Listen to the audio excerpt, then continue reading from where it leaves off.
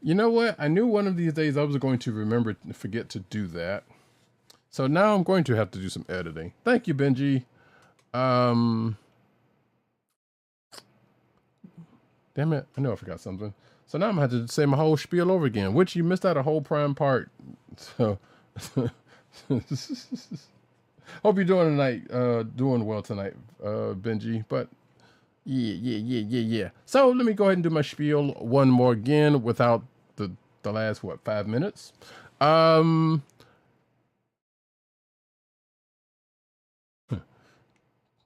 I hate this. Hello and welcome to the hello and welcome to another exciting episode of the Comic Book Chronicles.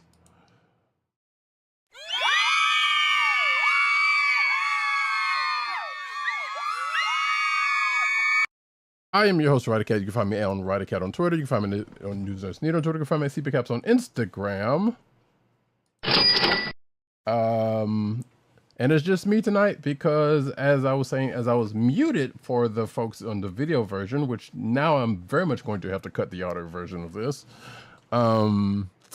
Agent 70 is coming down from being embraced by by the Comic Cons of the New York Variety. So it is just me, and I was doing some things over the weekend. So otherwise I would have and could have probably recorded earlier in the weekend, which now that I'm thinking about it, I'm probably I'm tired as hell. Anyways, I'm great. Hope you are too. Yeah, I'm doing all right, actually, Benji. Thank you. I'm glad to hear you're doing all right. So, with that, we'll go back over the spiel. You can find this here podcast on the Coastal Podcast Network, that's cspn.us. Do it today. You can also find us on your podcast personal place of choice, whether it be Google Play, Apple iTunes, aka Apple Podcasts, Spotify, or the Coastal Podcast Network's SoundCloud page. And what else did I say outside of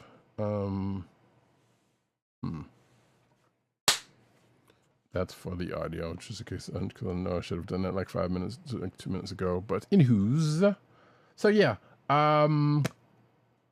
We are going to, well, normally we would be recording on a Thursday, and I just said why we did not this week. But normally, we would be recording on the YouTube channel of the Kliq Nation. That's youtube.com/the Kliq Nation and twitch.tv/Comic Book Chronicles, like our homie Benji is watching us on tonight.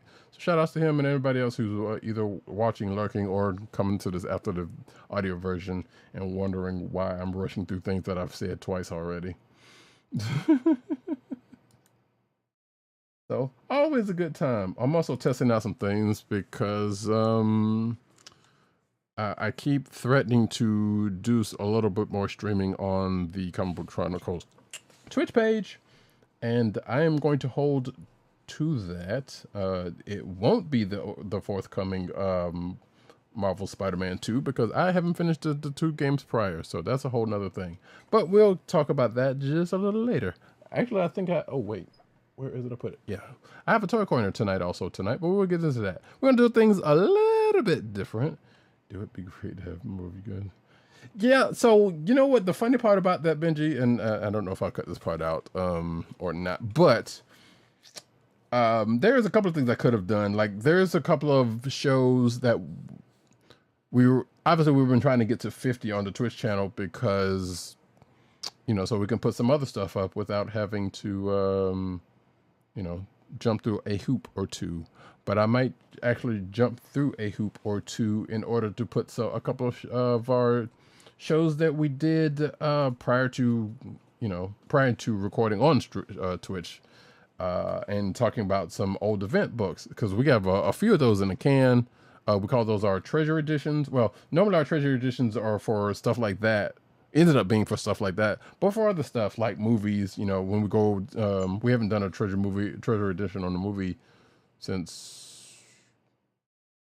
Fast 9 or something. I don't remember actually what the last time we did a treasure edition, but we basically do a deep dive of a thing, and that's usually our treasure edition.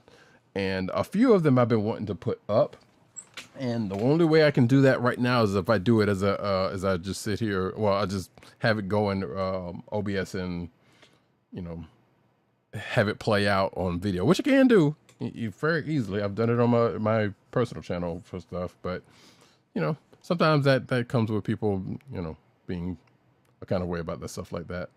But you know, so in lieu of sometimes, I say all that to say that in lieu of sometimes when there may not be a show on a particular week, in which there's not too many times where that's going to happen, but sometimes, you know, holidays, that does happen. I might put up with something like that, and have to figure out a way to have to stop it without me being there. But I think I can figure that out. Regardless, again, that is me talking out loud. So instead of getting to what I'm needing to get into, and that is the show for tonight. But yeah, stay tuned for that and any other, you know, any other streamings that I might do, because obviously Comic Book Chronicles I feel like has a built-in video game streaming component that could be done, you know, and in fact I have done on my personal channel, you know, twitch.tv/Roddykat, which I haven't streamed over there since this past March, and prior to that since last year. So yeah, your boy's rusty on that point, despite streaming every week. And also I said I need to get new overlays for this channel, so for times like this, because this ain't working like I want it to. But regardless, we're gonna persevere, push on, and all that other P stuff. And speaking of stuff that actually does not start with P, we are going to do something a little bit different, like I said, or at least after this next segment, because the first segment, after I remember to keep a track of the time on that front, we're gonna do a spoilers free / light recap of Loki season 2 episode 2, and it's very much going to be brief because I watched it the Thursday it came out, and I did not watch it again, and at this point I have totally forgotten half of what happened. I have a recap on me, but I'm not even gonna like word for word that one. So Loki season 2 episode 2, it's called Breaking Bread, which if you have been a member of Giant Bomb, the site Giant Bomb, for any particular length of time, you will probably find that name slightly funny. Obviously it's also a take on Breaking Bad, so you know your touchstone will be what it is. Loki is great. It hit the ground running. It actually is. It was, you know, first season was pretty great. I was kind of, you know, I was kind of happy to that, and also my automated thing didn't kick off, but that's fine. I'm still working with some stuff. I'm trying out StreamerBot also. So that's I thought it was gonna have some problems.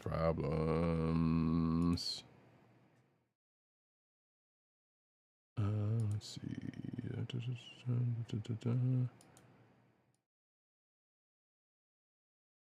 Yeah.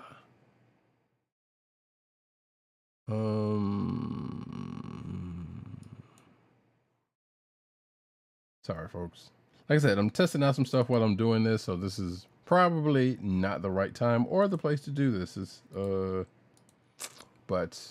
I'm definitely not editing this, so you can forget that. Here we go. We're gonna do that, and we see if this is going to work. If it doesn't, then so be it. Anyway, like I said, Loki season 2 episode 2, Breaking Bread, not bad. Agent 70 is not here tonight, but that's fine. Nightbot, you can continue to do actings. And there was a whole lot of, I don't want to say there's a whole lot of capital A acting being done. Oh wait, actually, I'm sorry, Benji. The new Goosebumps show is also really good. So Goosebumps is a thing that was kind of after my time because I'm old, and not saying that I have not heard of it because I have, and I did see that on Disney Plus, but I was like, I'm not gonna watch it because it's not, it's for the younger crowd or the ones who grew up with it. But I haven't heard any actually thing from those that are of the age.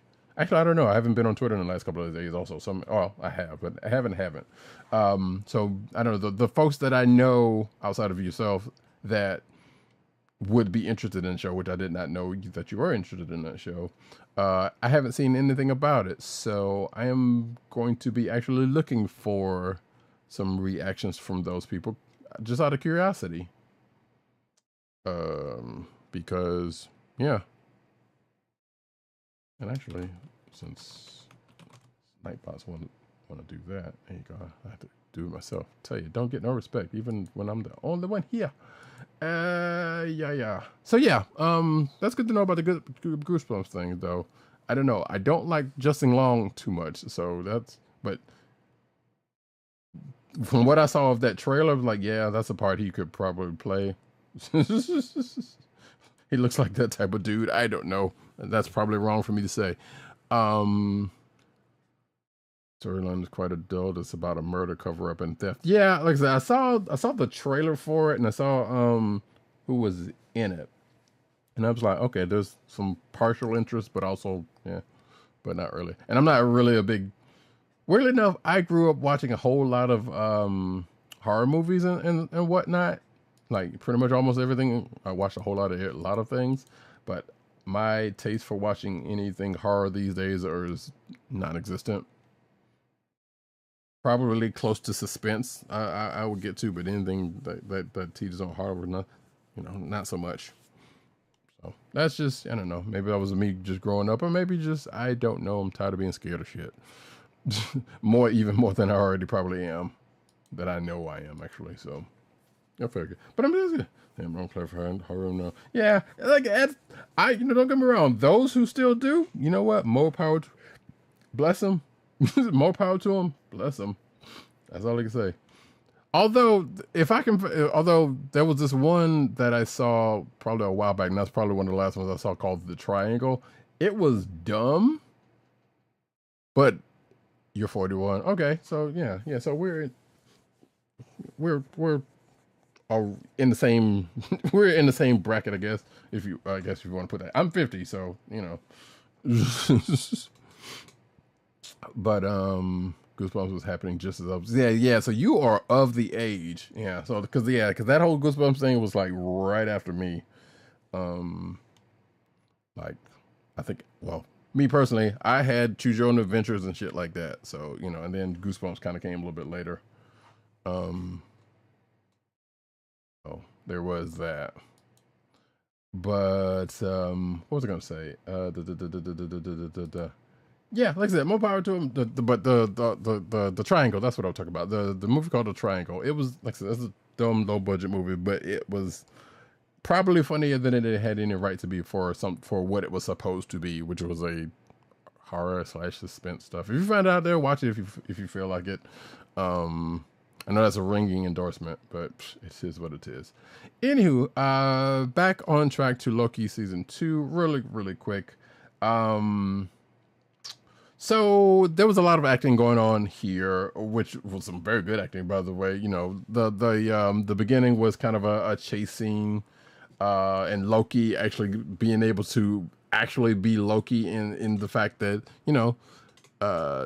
doing magic, doing duplications and all that kind of good mess. The Loki stuff that we have seen them in the past. We haven't seen him do that. There was even a mention actually later on in the show of the Avengers, which was kind of amusing. In relation to the character. So we got a reunion. So spoiler alert, Sylvie's back in the picture, which she's never left realistically. And if you've seen the trailer for the show, you know she was working. You've seen her like working at McDonald's or something like that. And we kind of get the end of last week's show pretty much gave us what that was about, and now we get into it fully here. In relation to everything else that is going on in the show, you know, with the TVA in disarray, and you know, Kang possibly looming in around. Still, you know, I feel like some of that stuff is in the future is kind of up in the air based on, you know, behind the scenes stuff with Jonathan Majors, but I don't know.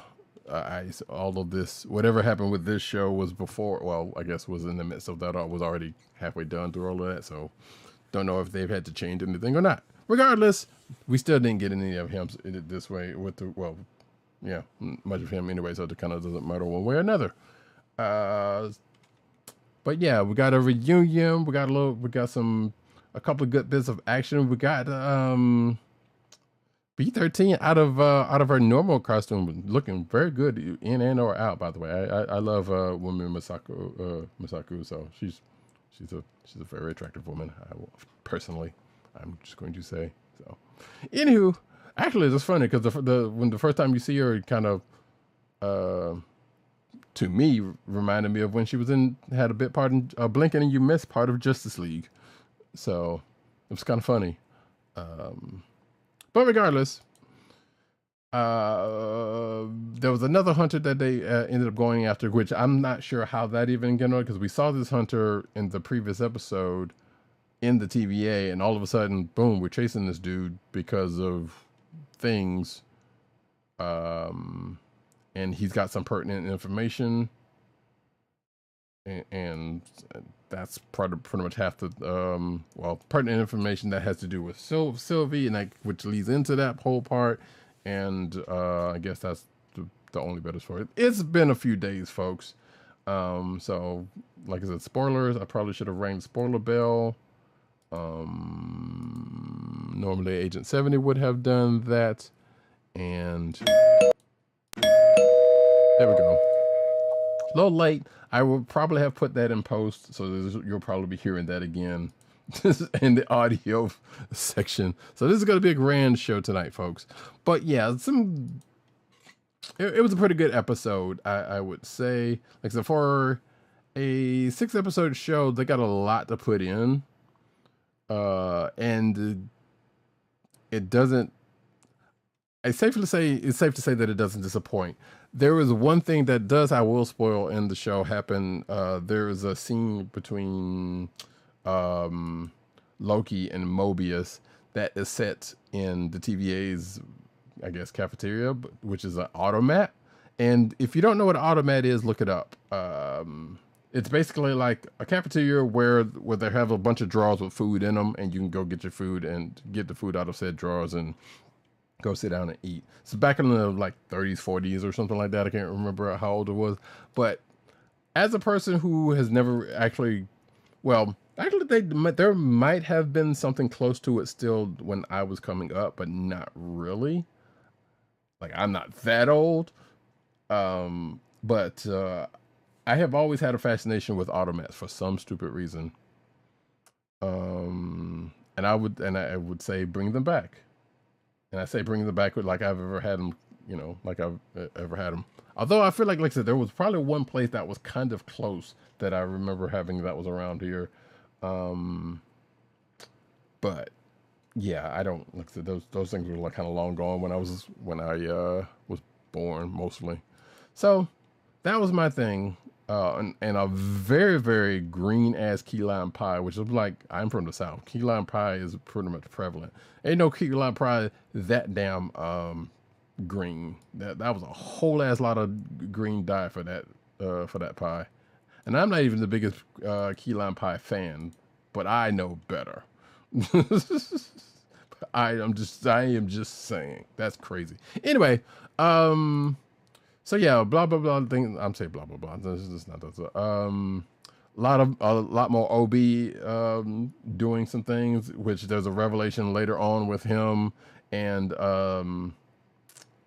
another one of the characters. I want to call him Rutherford so bad because I know this character because I know the character of Casey from Lower Decks at this point in time, but that's my only other touchstone with that. With this, I have watched The Good Place. I know he was in that, but I don't think I watched to the point to where he comes in on that yet. Which I need to go back to that show. But there's the interaction between them. It's like, yeah, he's just as nerdy. Casey is just as nerdy on this show as Rutherford is on Lower Decks, and it's kind of cool. It's kind of funny also. So anyway, all that to say was that this, and I'm looking at this Vulture article, which I probably should put in the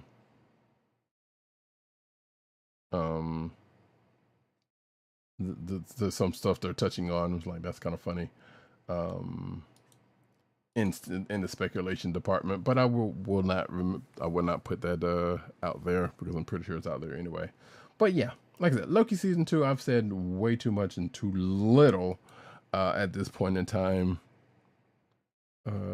about the show, but it's good. We may probably, Agent 7 will be back next week, and we'll probably be talking about his thoughts on this episode and the next episode, which is episode 3, which is going to be the halfway point of season 2, which is also kind of sad because like, boy, it would be nice if the show was a little bit longer in length to give it some breathing room, but also know that there are people with very short attention spans out there who rake my nerves. Like, why is it not getting to the action? Why is it not? So I don't know if the intention of the show is to like keep it, kind of keep it pushing. Because so far it hasn't had any wasted space, so that's great.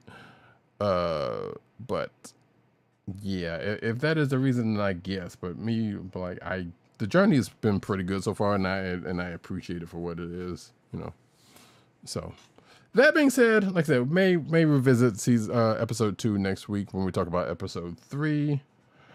But it was a good episode. That's all you need to know. If you haven't seen it by now, again, this is Sunday when I'm recording this, and I don't know what to tell you, and I hope I didn't spoil anything. I don't think I said anything that was too spoilerish.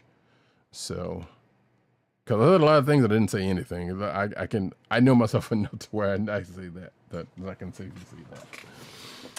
That being said, we're going to move on, and like I said earlier while I was muted, and I probably said it again, we're going to do things just a slight bit differently tonight. As I set that up, we're going to kick it just a little old school. So, and I say that because, so some of folks may or may not know, the early days of Comic Book Chronicles. Well, the early days I wasn't in the picture. First of all, it started off with the founder of the show, Tim Dog 98, who was actually doing the show solo. So the solo thing is not a new thing. I think a couple of us have. I know Tim's done solo shows. I've done some solo shows. Dirt has done a couple of solos. I don't think Agent 70 has. For whatever reason. So, there is that. Secondly, so if that wasn't enough, we used to kind of have a little different rotation in the way things go, in that we would do news first, then do books. And that's what we're going to do now.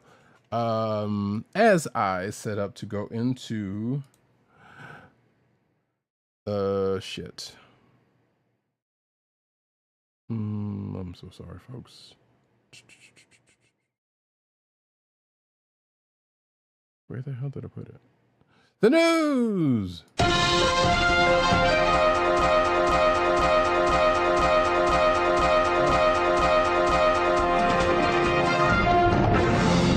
Okay.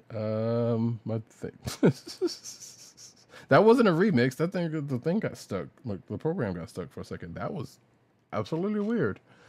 Cinematic news, folks. First up, actually, yes, first up, and this is very sad news, which actually goes along kind of sort of with, I guess the synergy is there.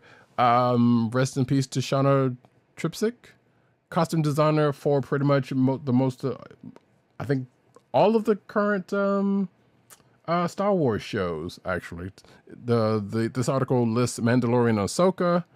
I believe she was also on the Book of Boba Fett and Obi-Wan and whatnot.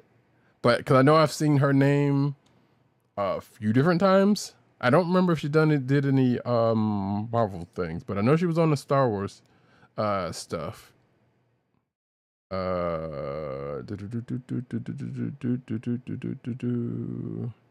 Yep. So she did. Yeah.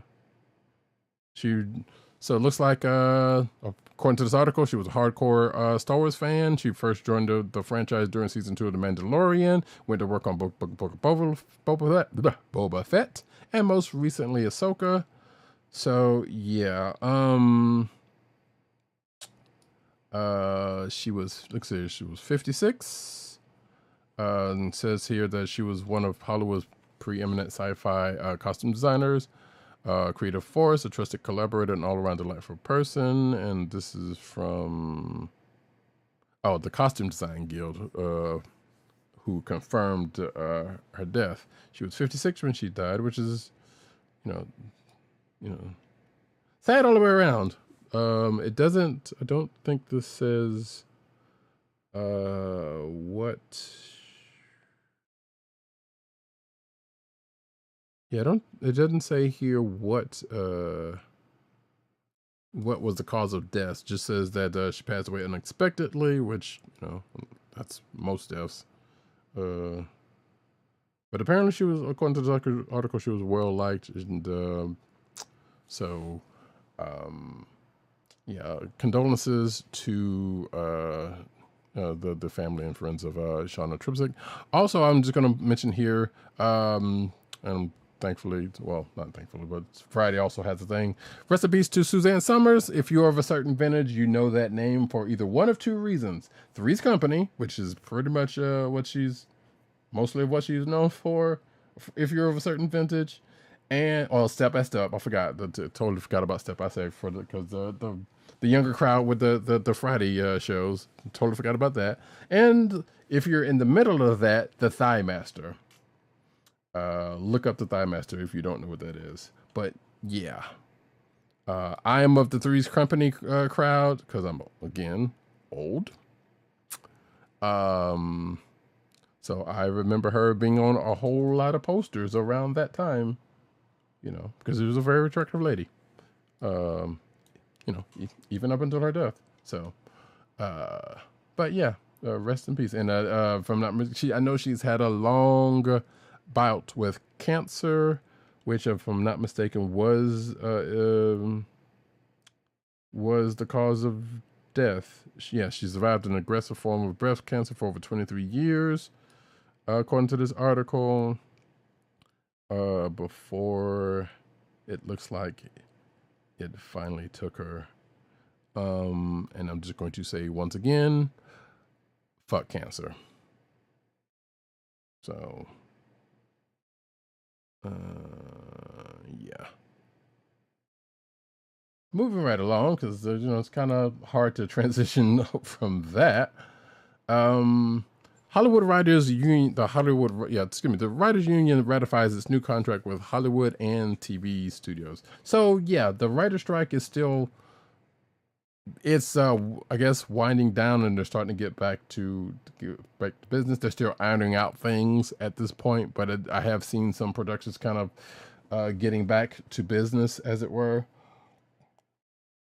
And no, I'm not going to sing that song from Moana. Which is, again, a movie I've not seen, but I keep hearing, but I know people who keep singing that song. But it says here that The quote is, "Through solidarity and determination, we have ratified a contract with meaningful gains and protections for writers in every sector of our combined membership," said WGA West President Meredith Stein. I think that's how I pronounce their name. My apologies if that is not right. "Together, we were able to accomplish what many said was impossible only 6 months ago, and it has been it has almost been 6 months." The strike one, because I was thinking like 5 months or a little under 5 months for this strike. So now, granted, I don't watch a whole lot of TV, but it was sorely, things were sorely missed because the last time we had a writer strike, a whole hell of a lot of reality TV happened, and it's still happening, and I hate it with a passion. I really, really do. And they started doing that same bullshit again. So, anywho's, hopefully, writer can get back to work soon and get paid for what they're doing. And I know we also have another pending video game, which is also another reason why I'm slightly delaying streaming on Comic Book Chronicles Twitch channel, because there is a potential strike happening, being hashed out, or may not be happening on the video game front for similar reasons, with similar people, actually. That being the Writers Guild, the SAG-AFTRA and the Writers Guild. So we're still kind of waiting to see how that's working out, or I need to look into what's going on with that. But I haven't seen anything saying that strike has happened so far. But we'll keep you posted, I guess. Damn UCBR, I hate to do this, but now I'm going to have to. Aubrey Plaza's new MCU character has been confirmed. We know Miss Plaza is going to, in addition to voicing her character in the upcoming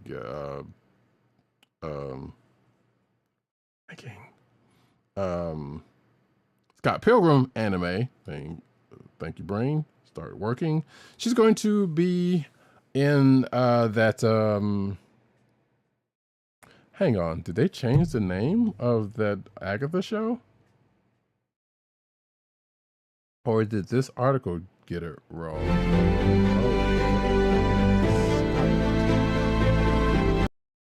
I had to, mind you, that was muted. I mean, that was that should not have happened, because yeah, this is why I don't. You know what? That's a whole diatribe. I'm not gonna get into it. And also, this shit's got to fucking go. You know what? Fuck it. Yes, this is whatever. I'm probably going to stop using CBR anyway. So yeah, Aubrey Plaza's characters have been confirmed for the Agatha series. Let's see if I did right and put it in the article. Yeah, you get to see the sheet, folks. You shouldn't be seeing the sheet, but here you go. So yeah, these next three are actually from the same thing that that places are kind of taken from. So apparently there was a U.S. copyright listing from Marvel Studios for some characters. I don't know how and why that happens, but hey, go figure. But she will be playing the role of Rio Vidal in that Agatha show, which I think is called The Coven of Madness or something like that. I can't remember what the name of the show is, and I'm not going back to that article. Following that, Sacha Baron Cohen, who y'all know as a character I can't stand, is going to be in Disney Plus's Ironheart show when that ever happens, because as we know previously, that has been taken off the schedule for some reason. Oh, did that thing start already? Oh, I'm gonna have to look at this. And probably talk to Agent 70 about that whole thing. But anywho's, so yeah, like I said, the Copyright Office got a listing from Marvel Studios, and apparently Cohen's is portraying a character tentatively named Mystery Man, not to be confused with the movie likely. And according to this article, which is for stirring up that whole Mephisto thing again, which, I mean, I guess there's, from what I remember from Ironheart's books, yeah, I guess there was. I thought that was Blackheart, though. Regardless, so maybe he's playing Blackheart. I don't know.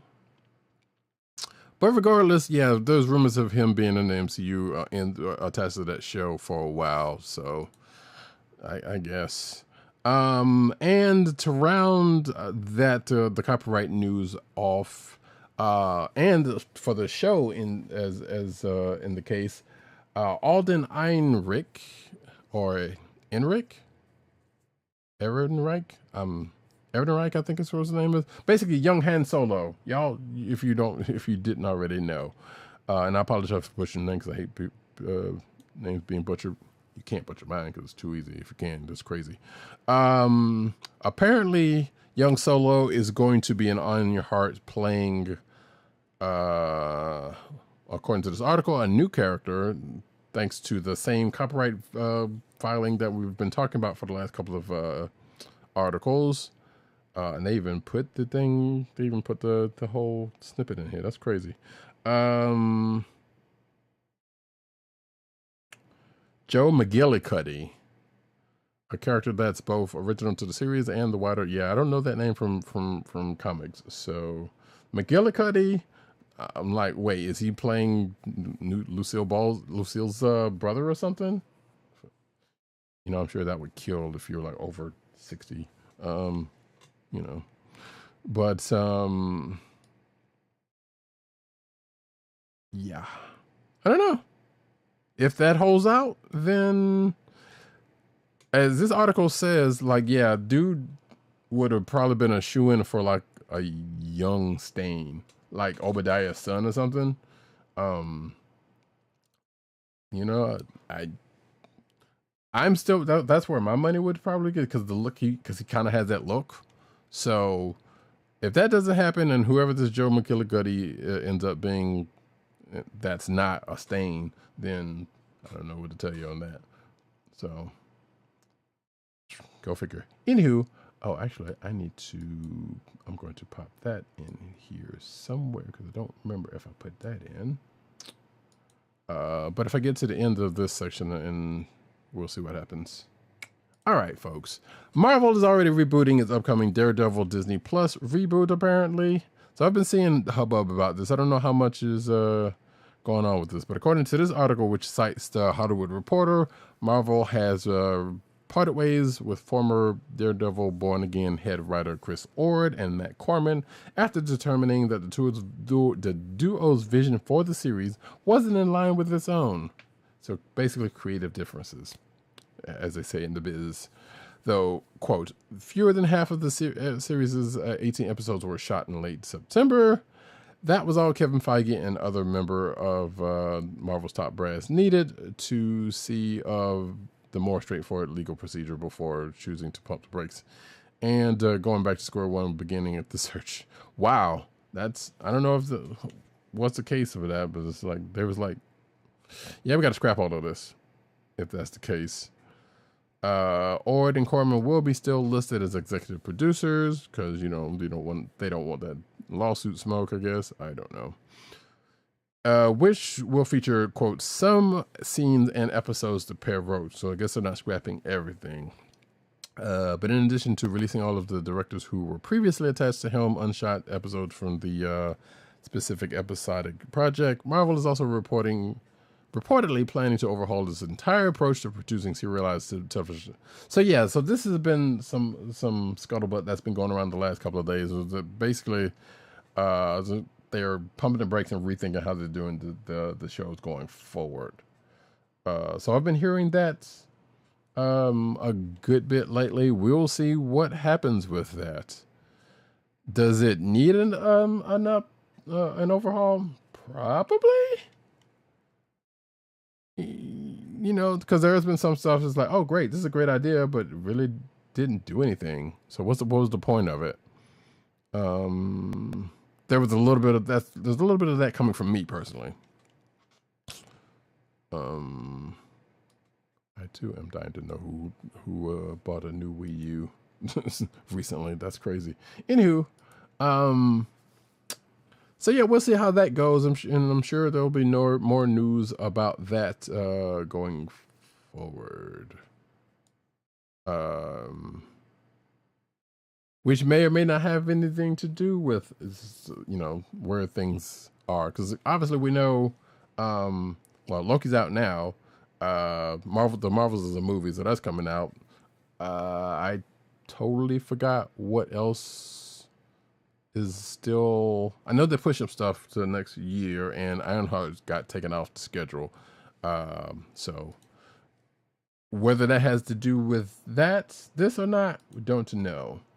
We shall see, but I do hope Ironheart ends up still happening. Fantastic Four update. The casting will be announced after the writer's strike, after the after strike, and filming will start in 2024. So, in a recent interview with Collider, director Mike Scheckman said that the 4 actors who will portray Marvel's Fourth Family in the reboot will officially be announced once the SAG-AFTRA strike ends, which that is winding down, sounds like. So we will probably get it, I don't know, in the next month or two, I guess. Yeah. And of course, this article mentions the rumors that's been circulating around about who may or may not be casted as who is and what's. So yeah. Probably by the end of this year, we may hear something official. Don't know. We'll see. And apparently, I guess it's still on track for when it's going to be released next year. Speaking of being things that are going to be released, I hope folks, you got your tickets for the Marvels, which I mentioned previously, because tickets are on sale. I have my tickets already. Or I have my tickets already, actually. Because, yeah, I think as far as I know, it's going to be just me. Because I think wife's gonna be working, and I don't know if she really cares about any of this part of the Marvel universe or not. But regardless, there is a trailer. I didn't watch it. That came along with the announcement of the ticket sales. Please, if you're watching the video version, you can see the IMAX poster here of the ladies. I'm kind of looking forward to seeing this movie, honestly. To seeing how this whole thing kind of comes together, and also get to see, Teyonah Parris's Monica Rambeau again. Always great. Ding. And apparently, yeah, this goes through all of the folks that are involved, including the 3 main ladies. So yeah, tickets on sale. Catch it. Now we kind of move it a little bit to some Buffy news of all places. So apparently, Amber Benson of Buffy the Vampire Slayer, you remember her as Tara, died way too stupidly. Is bringing the band back together in a sense. So apparently, there's a new Audible original called Slayers, a Buffyverse story. Of which her and a few other actors from the series take up voices for. So that's pretty cool. Apparently, according to this article, this was a thing that was starting before COVID. Benson was calling around to her co-star to see who might be involved with her and co-penned Christopher Golden's book. Or drama rather. So she ended up getting James Marsters, Charisma Carpenter, Juliette Landau, Drusilla, Emma Caulfield, Danny Strong, Charles Cleary, and Anthony Stewart Head.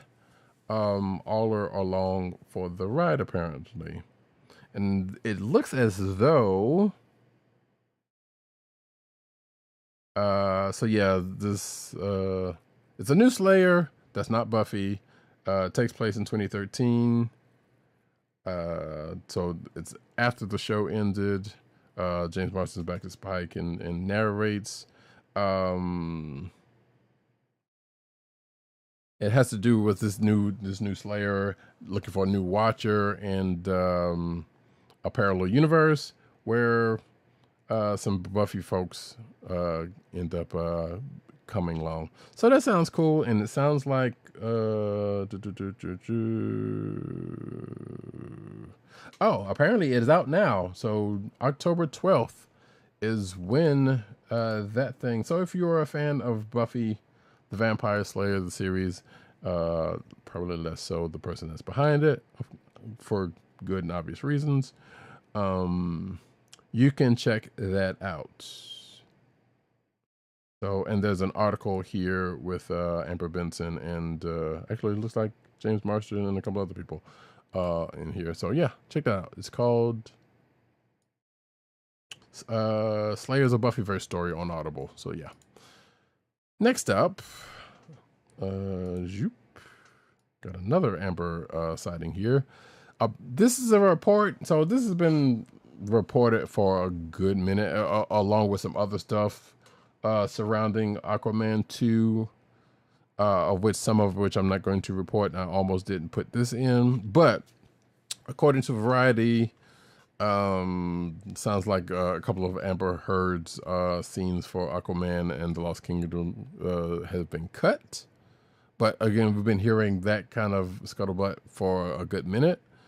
I think there was also hubbub about Jason Momoa possibly being drunk on set or something. I don't know. Like I said, a lot of stuff I'm not trying to give too much credit to, and I'm not sure why I even brought this one up. But okay, it is what it is for that. Speaking of something that I was alluding to internally for myself, Monarch Legacy of Monsters poster has been released ahead of the Apple TV Plus premiere, which I believe is out now, if not soon. For folks that don't know, that is yeah, okay, so it's not out yet. Okay, so I just saw some reviews on something that's not out yet, so I'm just going to delete that. There we go. So Monarch Legacy of Monsters, that's the Kurt and Wyatt Russell led series in the Godzillaverse, as I'm going to just call it for the time being. It's probably called the Monarch verse or the Legendary verse. I don't know. But regardless, there's a poster for the series that's going to premiere on November 17th on Apple TV Plus. 2 episodes actually going to premiere on Friday, November 17th, with 1 episode releasing every Friday through January 12th. After that, I'm slightly curious about it. Okay, we'll get to that in a second. Slightly curious about that. I probably will not have Apple TV Plus around the time. Nope, that's a lie. By the time it finishes, I will not have Apple TV Plus, let's put it that way. So we'll see how that works out. Next up, though, what the heck is that? Okay. New York Comic Con gives us a new look at a few clones in Orphan Black Echoes, which is the Kristen Ritter led Orphan Black series. So for those who may or may not know, Orphan Black was the series that gave us Tatiana Maslany, and all the characters that she did. And apparently for this, I want to call this OVA, but that's a anime term. But Kristen Ritter is heading up this one, and I guess she's going to be doing a similar thing that Miss Maslany did in taking up a few characters, because she's going to be a clone, and the whole thing is surrounding clones. So, and apparently it's going to have 10 episodes in the first series, and it's going to be on AMC Plus in 2024. Don't know how many people are going to end up having that as a thing. But hey, and apparently according to this article that there's going to be a time jump from the original series, which I guess kind of makes sense. And that the spinoff is going to be a very different show, according to this quote in this article. So, yeah. I did not finish the whole of Orphan Black, but from what I saw, I almost actually I've been looking for the physical version for it so I can actually finish it up. Because from what I saw, it was actually pretty good. Like I said, Tatiana Maslany was great. In from from what I saw. Oh, here we go again. So Star Trek Prodigy got canceled. We talked about that previously. And apparently it's been picked up. Now it was canceled on Paramount Plus, which pretty much is the home of Star Trek at this point.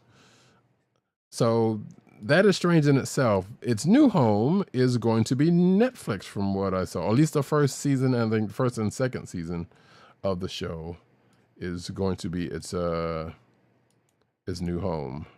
Did I have that right?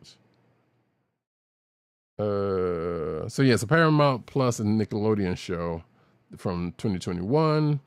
Yeah, it was removed from Paramount Plus in June of this year, and yes, will debut on the Netflix later this year, followed by the second season's release on the platform next year in 2024. So that's kind of weird and crazy, but hey, I don't know. I had never watched the show, so I don't know. I heard decent things about it from online scuttlebutt. So, and Janeway was involved, so that's a plus one way or shape or another. But yeah, and now we get into excuse me, the anime corner. With get away from that. I don't know how to take this news. I said on Twitter I'm probably going to end up watching this. This is probably the first and only one I've watched recently. But not to belabor the point, there's going to be a live action Yu Yu Hakusho, folks, on Netflix. Quite soon. Apparently, that One Piece did good for them. Apparently, I don't know. I'm not a One Piece fan, nor or much live action anime fans. Although, well, technically that's not an anime. I was about to say there was a Phoenix Wright live action that seemed like it's pretty good. But yeah. So yeah, this was announced a few days ago, if I'm not mistaken. Yu Yu Hakusho live action show will be arriving on December 14th, according to Netflix.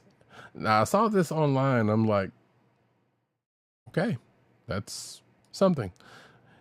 I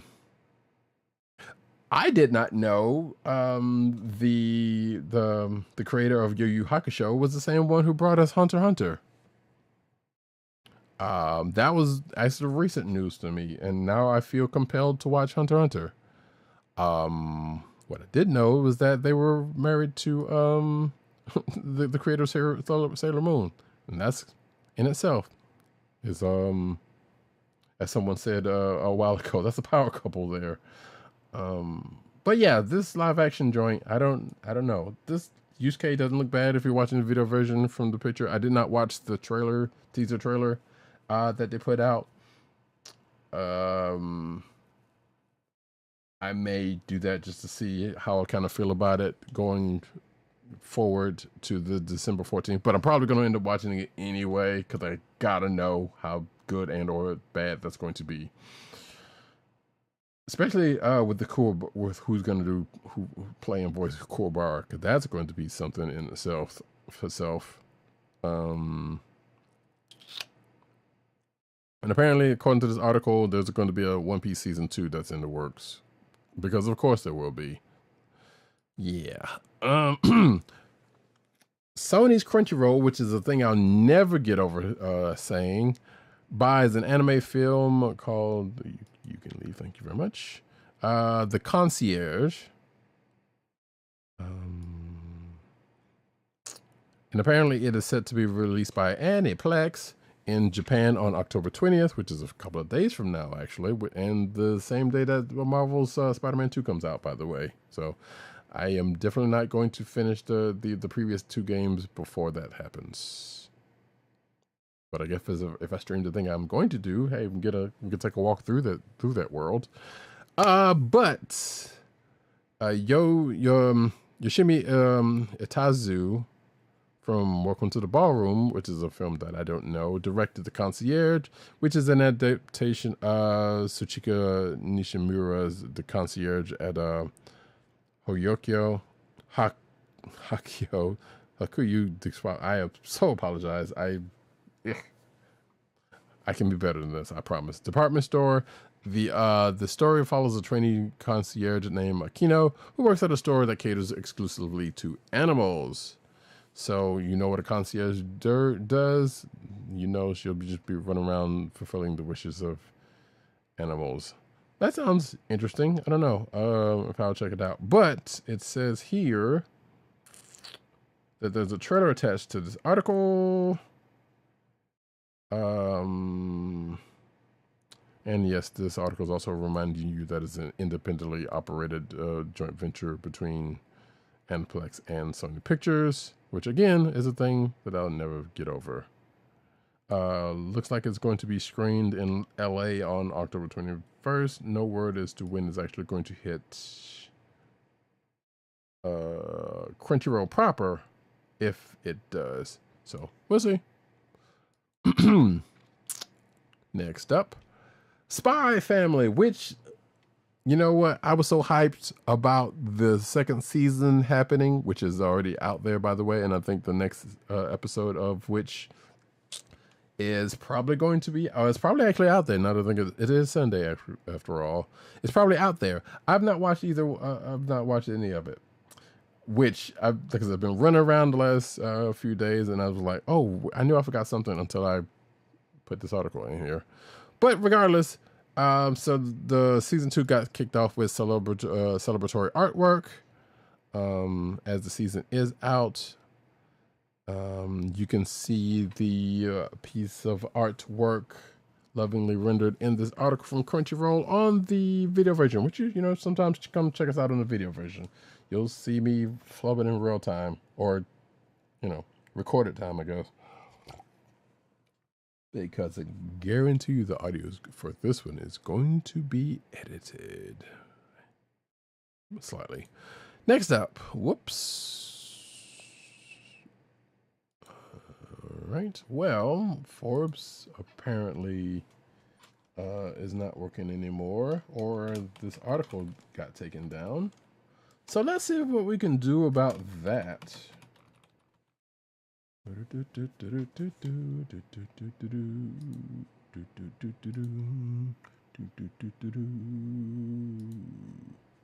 Yep, Forbes is clearly not working. So let's try Crunchyroll. How about that? So I'm going to have to change that article link. In fact, I'll do that now live for you nice folks. Pink, and I'll remember to do that later. But so Mobile Suit Gundam Seed Freedom film is released its 3rd trailer. The film is going to hit Japanese theaters on January 26, 2024. I am a relatively decent Gundam fan. I do love me some giant mechs. I'm not caught up on Seed or whatever the follow-up to Seed was. It was Seed something. I think I watched like probably 2 or 3 episodes of the first one and said, I will come back to this. Not that it was bad, but it was like, you know what, I was doing a lot. So regardless, like I said, we got a film which had a 40-second trailer. There's a typo in this article. And yeah, there's some Gundams down here. And apparently no word as to when this is going to hit Crunchyroll proper. So yeah. Moving right along. Oh yes, so I was checking this out earlier today. Just for giggles, Sony's Crunchyroll, which they love, Variety loves saying that, launches a free 24-hour streaming channel in bid to reach anime curious audiences. And yes, that was air quotes. So now we know, or most of us in the know that's been out here in the streaming fields know that there are a few of these streaming services slash channels out there already, including, you know, some that are, you know, I guess slightly versed in anime, one way, or at least have anime contingencies or parts to them. So yeah, you know, your retro crushes and your film rises and you know your XYZ filming service or streaming service that has a, you know, probably has a Roku channel or a Pluto TV channel or 2B TV channel or some sort of channel on there. Well, guess what? Crunchyroll's decided to get into the game after a good while. I don't know what took them so long. I guess that this is them saying that, hey, I guess that's viable. So here we are doing it. So the channel will feature a lineup of older shows dubbed in English, boo, while new and premium anime content will remain on Crunchyroll subscription and ad-supported VOD services. Series available on the Fast channel. That's FAST in capital letters.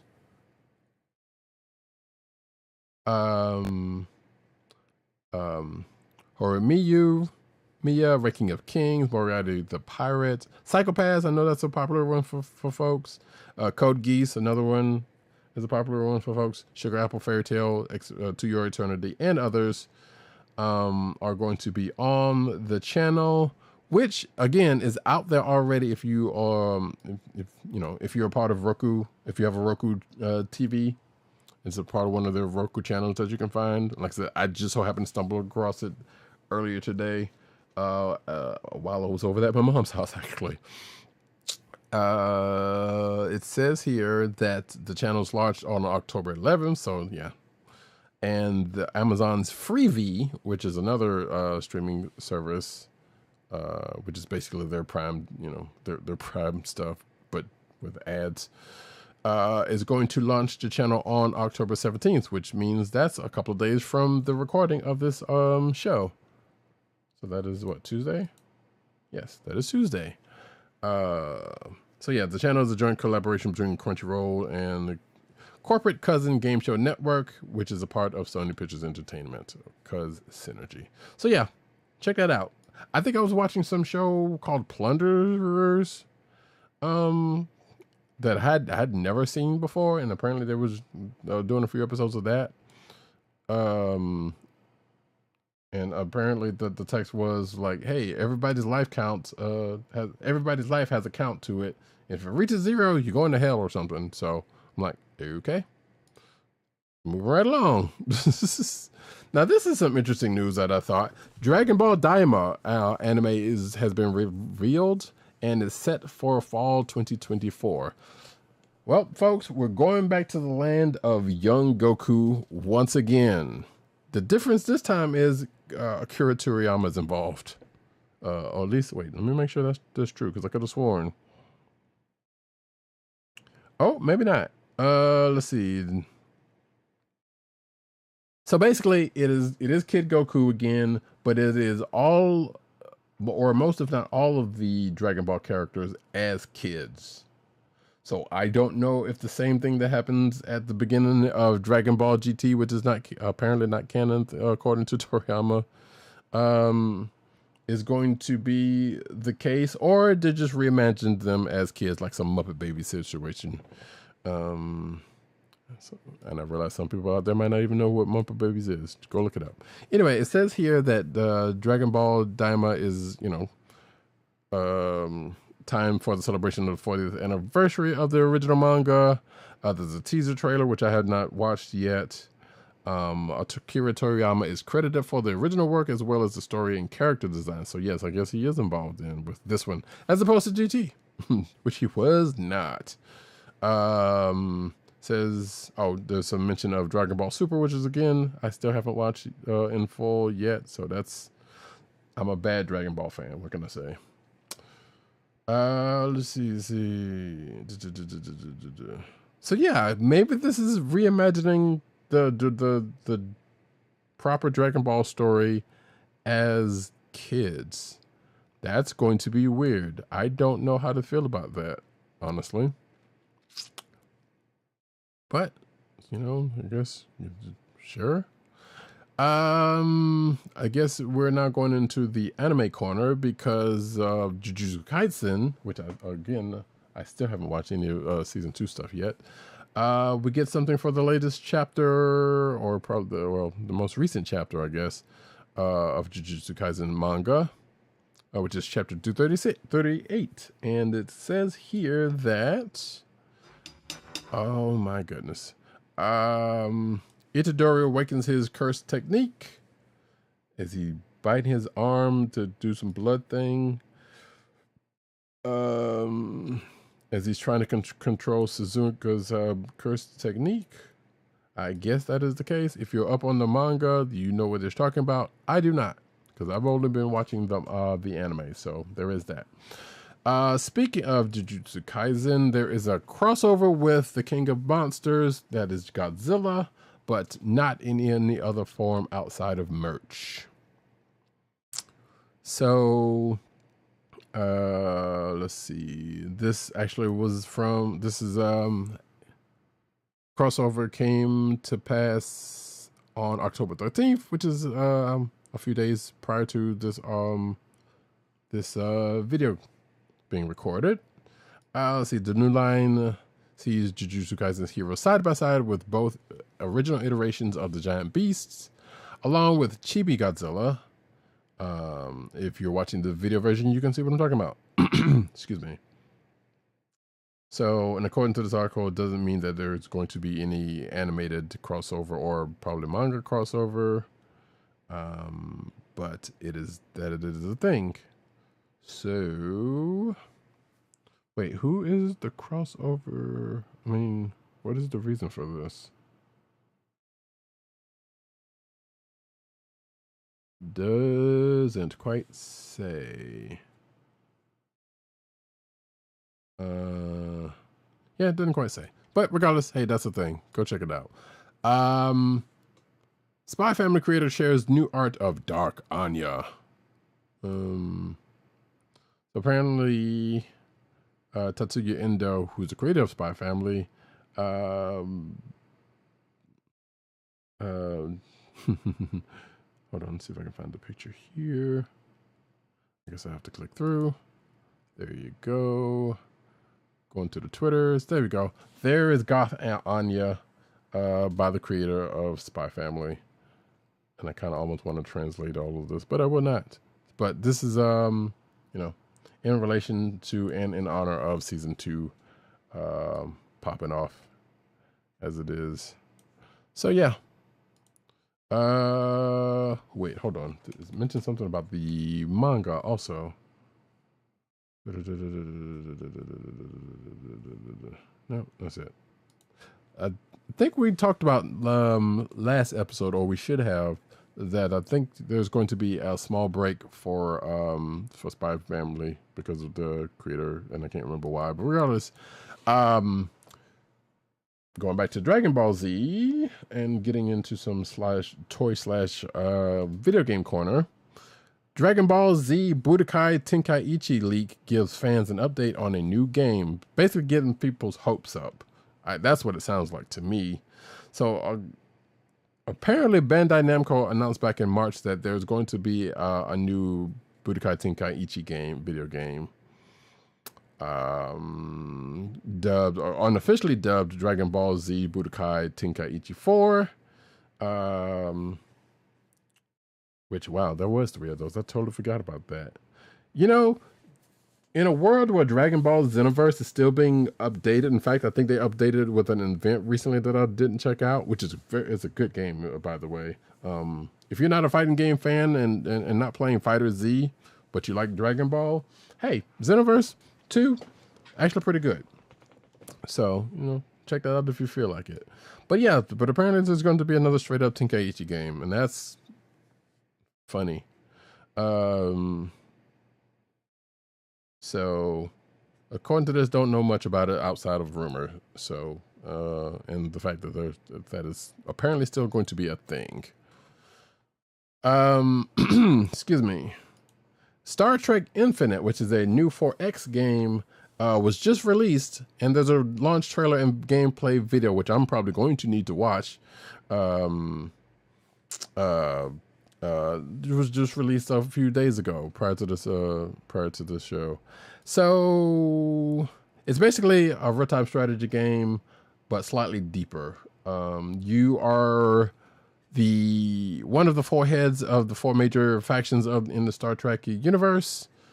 And you get to shape what goes on in your territories and maybe possibly take over other folks if you got the wherewithal to do that. Kind of like Civilization, if you've ever played that, or one of those type games, but 4X goes a little more deeper.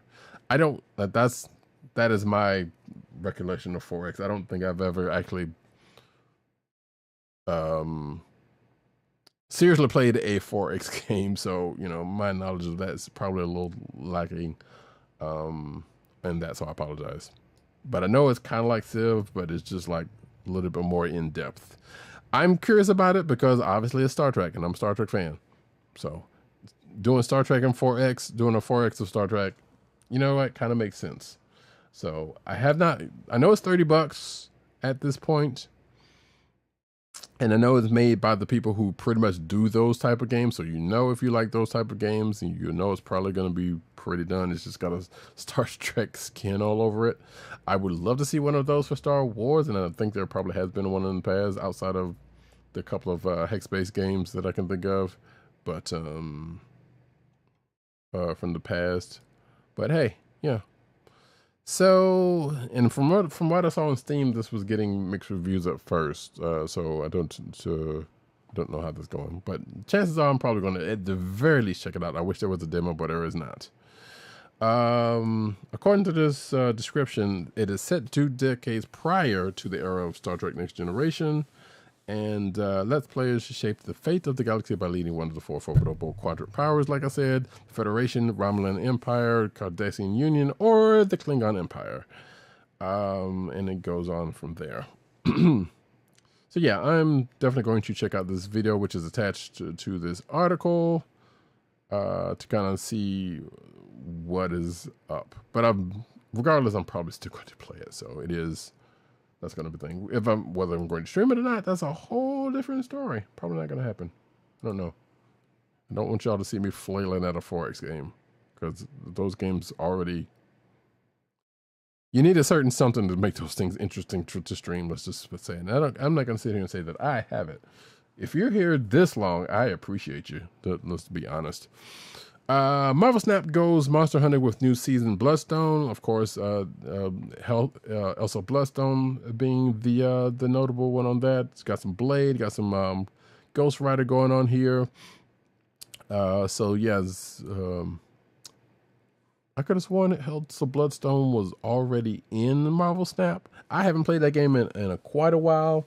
I know people who have come in, and shout out to the homie Tim Dog 98. Who I was never expecting to play the game, but not only played the game, but went infinite. And I'm like, I don't do that. And I play card games a lot. That's crazy.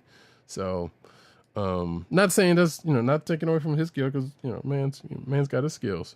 So, actually, I popped open DC Dope Force right before the show that I need to get back to. That might see some screen time. Because of a video that I'm trying to do, if that comes way too late for the thing to be out. But regardless, the season pass for Marvel Snap is and also Bloodstone base cards, some variant cards, some card backs, some avatars, rewards, the usual stuff that comes along with it. And apparently, Man-Thing is also new series 4 and 5 cards, including Man-Thing and the Black Knight. And Nico Minoru, Werewolf by Night. And apparently, so there's a release date for all of the cards that I just mentioned. Loki has already come out, obviously, in attached to Loki season 2. Man Thing is also already out as of October 10th as a series 4 release. Black Knight, Nico, and Werewolf by Night are coming in in the weeks to come, one per week. Black Knight being this coming Tuesday. So it says here that new series 4 and 5 cards. I don't know why I have this headset on since I'm not talking to Agent 70. So I'm going to take this off because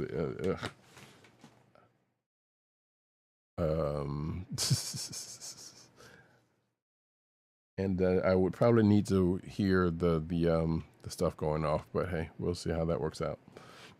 Anyway, so yeah, this is also now things sound very weird now that I've had the thing off. So no.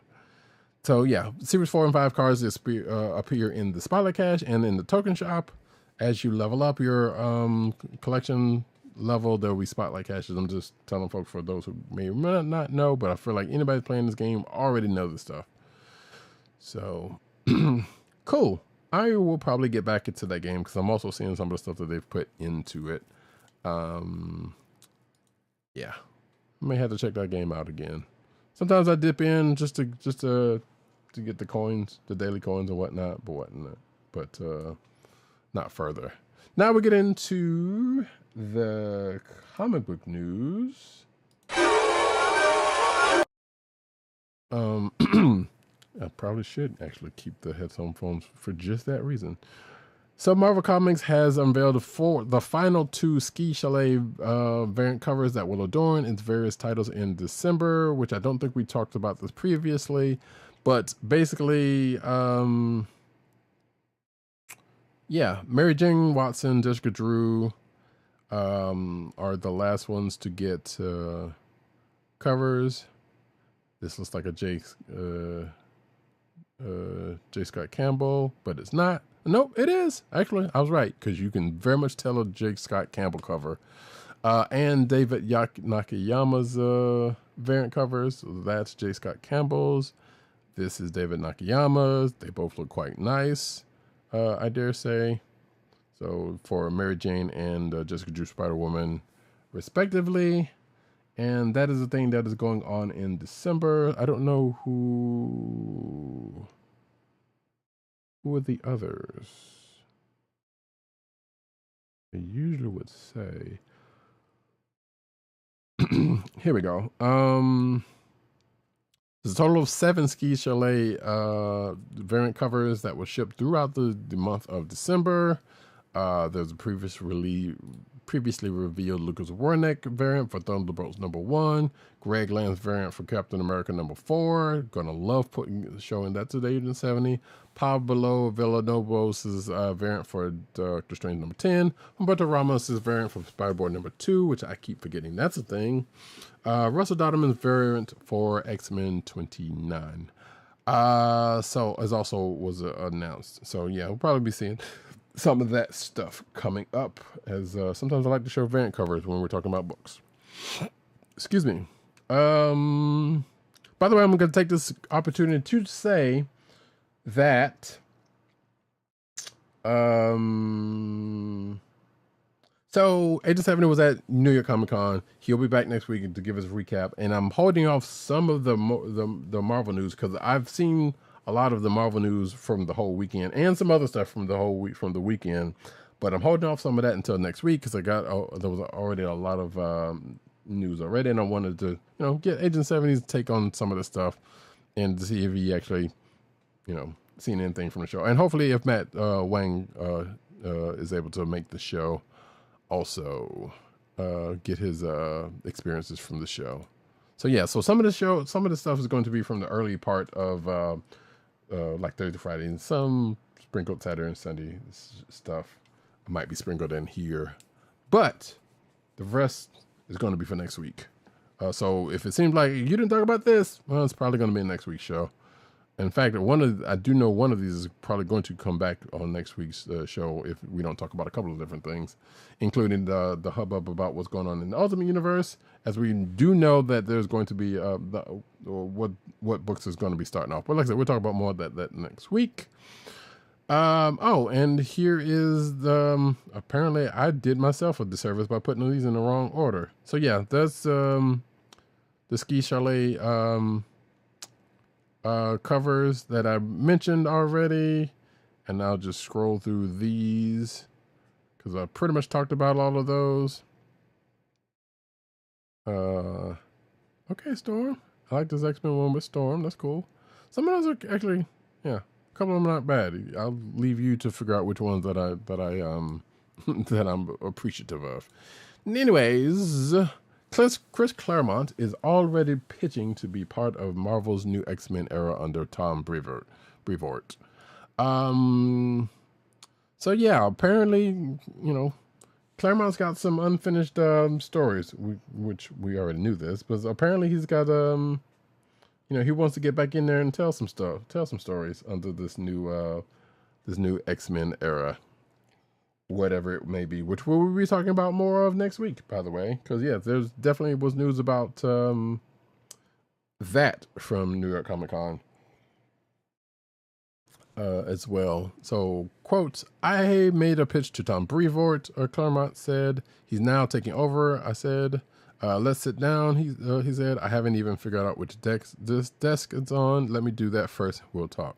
So apparently they've been talking about now. Tom Brevoort has a Substack, which is basically a newsletter that you can support people with, kind of a la Patreon, I guess, in a way.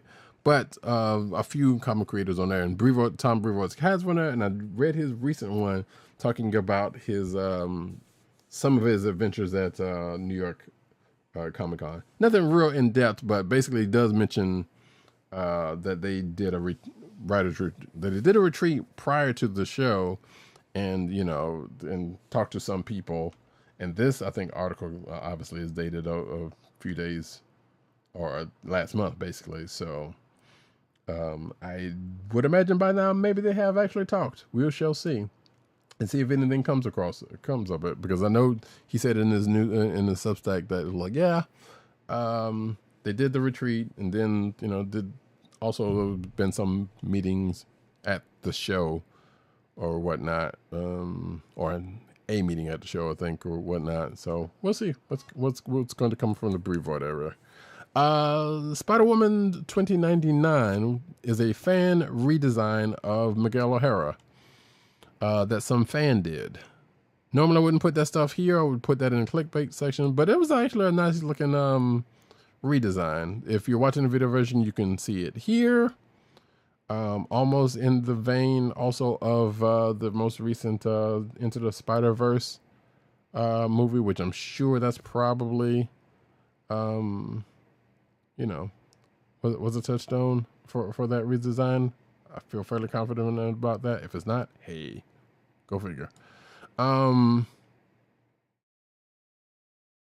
yeah, cool. But you can check that out in the video. In the show notes. Iman Vellani just introduced a new Silver Surfer to Marvel canon, and he has a genius code name according to this article, which debatable because hyperbole is real in article writing, apparently. I hope to never get to that point of the hyperbole if I ever get my stuff off the ground, but we'll see. So this is spoilers from Miss Marvel, The New Mutant #2, which has been out for a few weeks now, and now that I think about it, still have not read. So I'm not going to go too much further. But apparently he's being called Dr. Server for some reason. So we'll see I will see what all that about when I finally read that story. I'm pretty sure 3 is about to come out fairly soon. Incredible Hulk writer teases a mysterious new Marvel monster called Frozen Charlotte. And this is I have not read any of the recent Hulk book, which I know Agent 70 said it's all right. So I guess he's keeping up with it. And kind of take some notes from Immortal Hulk, which we all liked. So, hey, yeah, that's high praise. But Philip Kennedy Johnson says that the upcoming 9th issue of the Incredible Hulk will introduce a new previously unannounced creature that I just named to the Marvel Universe. Quote, I will say, by nature, I'm finding myself pulled more in the direction of the new stuff constantly. Like, I want to do new monsters, said on some podcasts. The one for issues 9 and 10, I'm so excited about those. I mean, I can't say I'm more excited than I am for the Ghost Rider War Devil thing, because that one's very personal to me. But it's called Frozen Charlotte. Now, I don't know what this Ghost Rider War Devil thing. I am going to assume that is this Frozen Charlotte thing. Wait, is there any? No, there are no pictures. So, but yeah, apparently Philip Kennedy Johnson's got some things going on in that Hulk book that's going to be coming. Cool. Jonathan Hickman and Valerio Schiti's new vision for Marvel's cosmology continues in Gods #2. I need to actually still go back and reread Gods #1. So, but yeah, there's this article pretty much has covers and a sneak peek in Gods #2, which comes out next month. It's a Hickman thing. Be prepared to sit down with it. if and or when you plan to read it, I will say. It's dealing with magic, so if you enjoy the magic corner of the Marvel Universe, see what Hickman and Schiti are doing to that. Or if you like Hickman's, run up to Secret Wars, I think chances are you'll probably like something out of it. And I'm saying that with what limited knowledge of what's going on here. So just going off of good graces at this point, folks. So yes, there is a new Marvel Infinity Comics for the Avengers 60th anniversary called Avengers United. It is an ongoing series. Matter of fact, talking again about Brevoort's Substack, he kind of mentions this in that I think he got started under him, but the new editor of Avengers is going to end up taking over for that, so he only knows so much about this. But apparently, let's see. I think this is already out and started, and new issues will release every Thursday on Marvel Unlimited with the first issue, which I think is probably out there. I had not checked. Starting off a 25-issue arc, which is kind of, at this day and age, kind of a sad thing to say. It was like, wait, 25-issue arcs used to be just a thing. Like people had whole runs of books for like years before they got off of it. As opposed to how things happen now. I kind of miss that, but at the same time, those days weren't all good, because sometimes there was some real loopy stuff happens, in trying to go from one part to the next. But, it is what it is. As an Avengers fan, I'm probably going to check it out. And if it's similar to that X-Men one that they got going on in there, it's probably going to be fine. From what I remember reading about this, it's going to start off with the current team of Avengers, and to kind of go into, I guess, after this the 25-issue arc, going to explore other variations of the team or something. I'm not entirely sure what that was about. But hey, Earth's Mightiest Heroes getting into some stuff. I love it. So, and that's going to be written by, or at least this first chapter is going to be written by Derek Landy, whose stuff I've been reading lately. I think he was the one on Avengers Beyond, I believe was his, if I'm not mistaken. Yeah, I'm going to say yes. But we are going to, according to this article from Marvel, of course, let's see.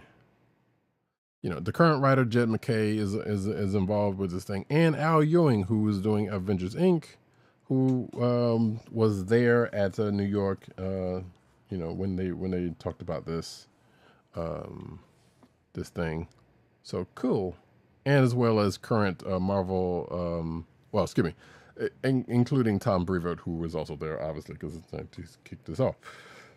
So this article also goes into what this first article is about, but I will not. Again, Marvel Unlimited is a resource, not a sponsor. But if they want to sponsor us, hey, reach out to Comic Book Chronicles. I'm just saying. That's all I'm saying. That's all I'm saying. Marvel, you can reach out. Next up, though, excuse me. Oh, I will probably be talking about this a little bit more when I talk about books, but Hal Jordan's new Green Lantern ring has an unexpected power, and I believe this is per a preview for Green Lantern 4.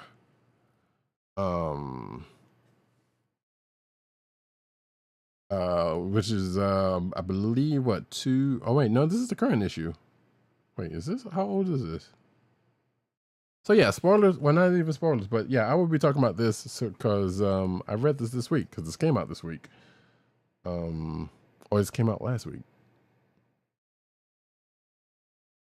I'll check. Anyway, regardless, this is a book that's out right at this point, and yeah. So Hal Jordan's ring is not a standard Green Lantern ring, as I may have intimated before, but we'll get into that in a little bit. Marvel's Jason Aaron hops from Avengers to Superman in 2024. So yeah, Jason Aaron's hopping back over to DC for a minute or for a while, I don't know, but he's doing Superman. Let's see, it was announced at the Metropolis All Stars panel at New York Comic Con. Let's see. Philip Kennedy Johnson which is kind of funny. Philip Kennedy Johnson, who has been writing Action Comics, according to this, since 2021, but is now writing stuff from over at Marvel, and taking over. No, I was gonna say taking over a book that Jason Aaron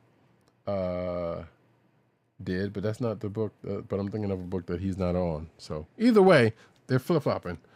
So yeah, Philip Kennedy Johnson is gonna wrap up his work in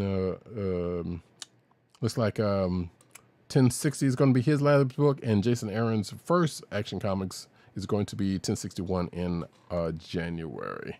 And then it goes on with a quote from Aaron, blah blah blah. Action Comics, yes. He's going to be teamed with artist John Timms for a story about Bizarro. So I don't know. Jason Aaron does some interesting work. So I don't know if I'll check it out because I'm not the biggest Superman fan, but I do love him in some things.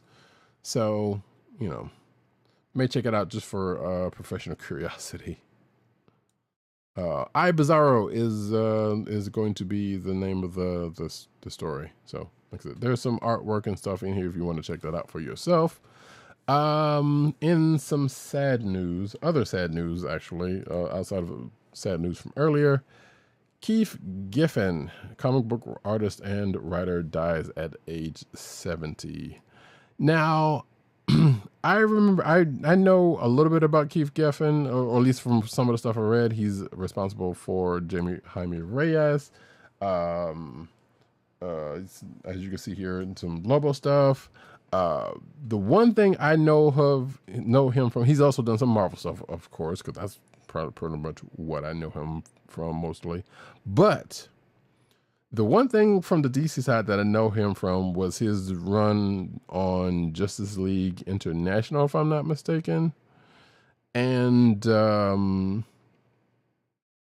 one particular page, which I know has been floating around, that has to do with Guy Gardner and Batman. You probably know the one I'm talking about if that rings a bell.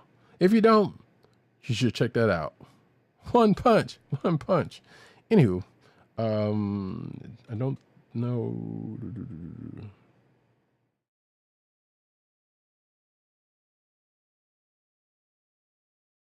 Oh, so this is interesting. So it says here that Giffen's humor endured until the very end. A message breaking the news. thought to have been pre-pinned by Giffen. Oh, okay. Giffen himself appeared on his Facebook page on Thursday morning, and it said, "I told him I was sick. Anything not to go to New York Comic Con. Keith Giffen, 1952 to 2023." So it wasn't by him. So never mind. Or it was by him. I don't know.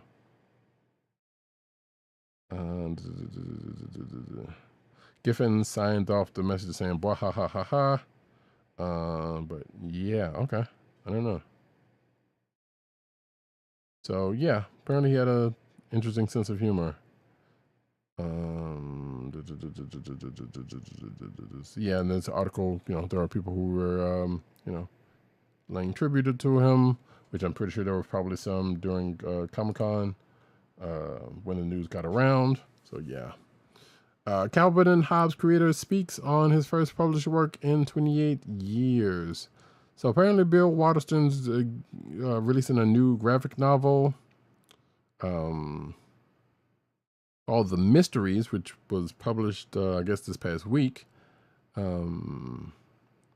Says it's a mysterious and beautifully illustrated fable about what lies beyond human understanding. It's written by Waterston, excuse me. Yeah, that's kind of all we kind of got from it. So yeah, if you're curious to see something that sounds like it's drastically different from Calvin and Hobbes, from the creator of Calvin and Hobbes, hey, you can check that out. And I guess there's a video attached to this article about the book that he's talking in. So there you go. Tom Hardy teams with writer Scott Snyder for a futuristic comic Arcbound. So yeah, this is again news from New York Comic Con. Apparently, he was at New York Comic Con. I thought I saw some pictures floating around of him, or at least a picture or two of him floating around from the con. Apparently, the book is a signing for a 12-issue. He was there for a signing of the 12-issue series, which counts Frank Thierry and Ryan Smallman among the co-creators. If you're watching the video, you can see, I guess, the cover. I guess the first cover from the book. And yeah, it says that Hardy and the creative team was at New York for a panel. Again, like I said, it's a 12-issue series that takes place in a future where Earth was a barren wasteland. We're not far from getting there now, and also that sounds like Starfield. All right, let's see if I have something for later. But yeah, I don't know. I don't know if Agent 70 saw that, but I did send that to him to see if see if he ran into that or not. But we may or may not talk about that next week. New creator-owned, this is also news from New York. There's a new creator-owned and operated media company called Ghost Machine that is launching in 2024. And it's coming from Image Comics, which if you know the history of Image Comics, yeah, kind of similar things happened. Basically, a bunch of creators got together, made a comic book company. And that is the very short straw on what Image was started off to be, and I guess kind of sort of still is. But so the fact that this new thing is coming out of Image is sure, that makes kind of sense. So the names that are the creators that are involved with this include Jason Fabok, Gary Frank, Brian Hitch, Jeff Johns, Lamont McGee, Francis Manifold, Brad Meltzer, Peter J. Tomasi, and Mightiel Chut. My apologies if I butchered that name. Again, it is an imprint under Image Comics, and the company plans to announce additional talent in the month ahead. I guess they're waiting for, folks to finish up their other stuff with other companies, because that's kind of how things like that happens. And when that happens, yeah. So yeah, looks like they were there. Ghost Machine was at the con all weekend talking. I don't know. Again, we may talk about this next week with Agent 70, because I also sent that to him to see if he could see anything about any of that stuff on the show. Or hey, Matt Wang might know something about it. I have a strange feeling. The ultimate Darkwing Duck team up, which I guess you could say this is the inevitable team up that will occur in Justice Ducks, which is a new series from Dynamite. Excuse me. So it says here from this press release, the Avian All Stars have assembled this December for Justice Ducks, the next incredible chapter in Dynamite's chronicling of Darkwing Duck's beloved adventures. So yeah, basically, what's going on in the Darkwing Duck comic book right now is pretty much leading up to this because he's been teaming up with various members of the Justice Ducks. So not a big surprise that this is coming out of that. But it looks like Roger Langridge, who apparently is an Eisner and Harvey Award-winning writer and artist, is doing work on this new book. And Carlo Laro, which has been doing art for Darkwing Duck, is also returning to this. So, cool. We will definitely be talking about this because I've been, anytime Darkwing Duck in anything related. Hell, I've been reading the Gargoyles book also, actually. So any of that stuff I have been checking out. And I will definitely be checking this out as well. Thundercats, Flintstones, Powerpuff Girls, and more to come in Dynamite Entertainment's. Oh, Jesus. In 2024. So, yeah. More licensed books for Dynamite. The Thundercats one, I am looking forward to checking out, honestly. I don't know. Let me see if I see any creative team here for this. And actually, wait a minute.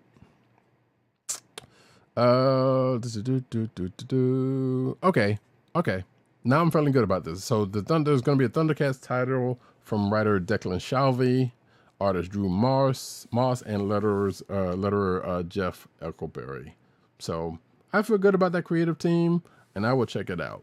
Declan Shalvey, I believe. Well, Declan Shalvey is an artist himself, if I'm not mistaken, and has also been writing Time Before Time, or co-writing, actually. Excuse me, Time Before Time.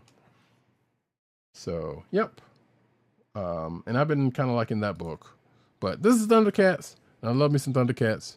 So yeah, probably gonna check that out. Thundercats is going to launch in February. This is kind of funny because I think I was watching Toy Galaxy or Secret Galaxy, whatever they're calling it now, about both of the Thundercats series, past series, and the fact that someone's always trying to bring back Thundercats in some way, shape, or form. So the fact that this popped up here now is kind of amusing. But there's more properties that are going to come, including the aforementioned Flintstones, Powerpuff Girls, Space Ghost, which that's weird. So Space Ghost, Johnny Quest, The Wizard of Oz, and We Bear Bears and more are coming under Dynamite. And the reason why that is weird, actually all of this is weird because all of those are Warner Brothers properties.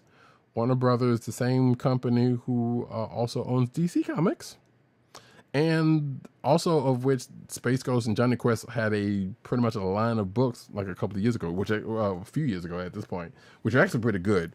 And I wish they had kind of kept that up. It was kind of a Hanna-Barbera, kind of a shared universe of certain characters, which was great. I enjoyed it when they did all of that, and I kind of wish they kept it up, but they did not. So, like I said, the fact that Dynamite is taking these Warner Brothers licenses that, again, DC, Warner Brothers, is, kind of weird. Kind of weird.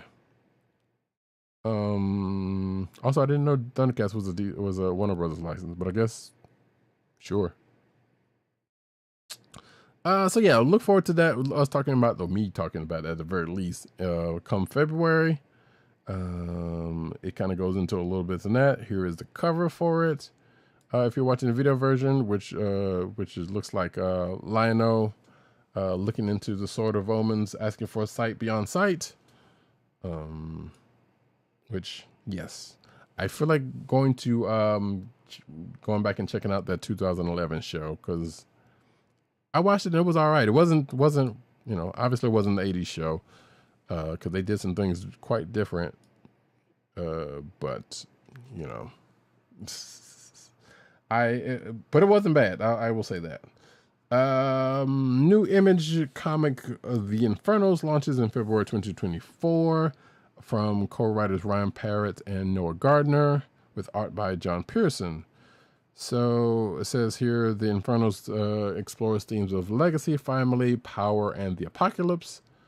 And I guess we'll follow the son of Satan, Abraham Abe Morgenstern, in the month before he dies. So, okay, that's something. I'm not going to read this whole thing because I'm actually starting to push from time because I've been rambling a good bit already. So, and actually, we're at the last news story, so I can kind of rapid fire some books. And I'm slightly excited by this because more Star Trek, especially given what what's been going on in the current books, I'm all right with. Sons of Star Trek comic to debut next spring, and this comes as a 4-part miniseries in the aftermath of Their Blood, which just ended like a couple of weeks ago.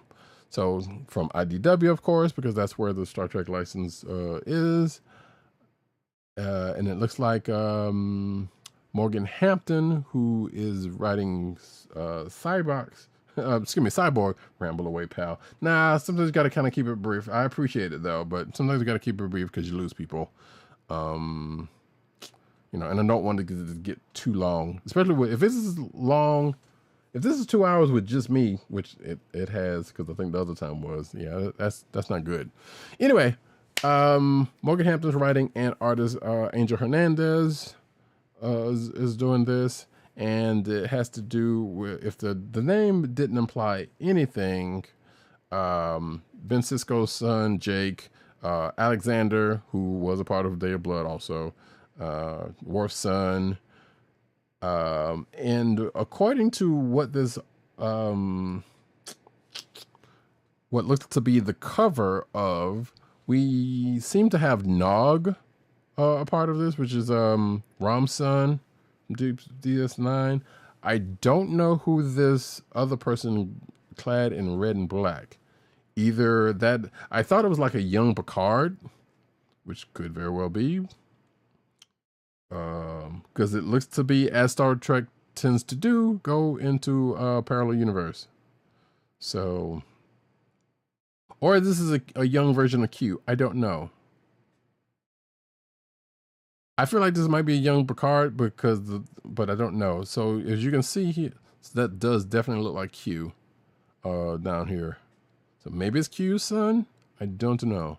Or it is a young Q, one way or the other. I saw no mention of Q. But, hey. So it says here that Jake and Alexander find their stories intertwined as they're thrust into an alternate universe. Again, like I said, where they followed their father's footsteps into Starfleet stardom.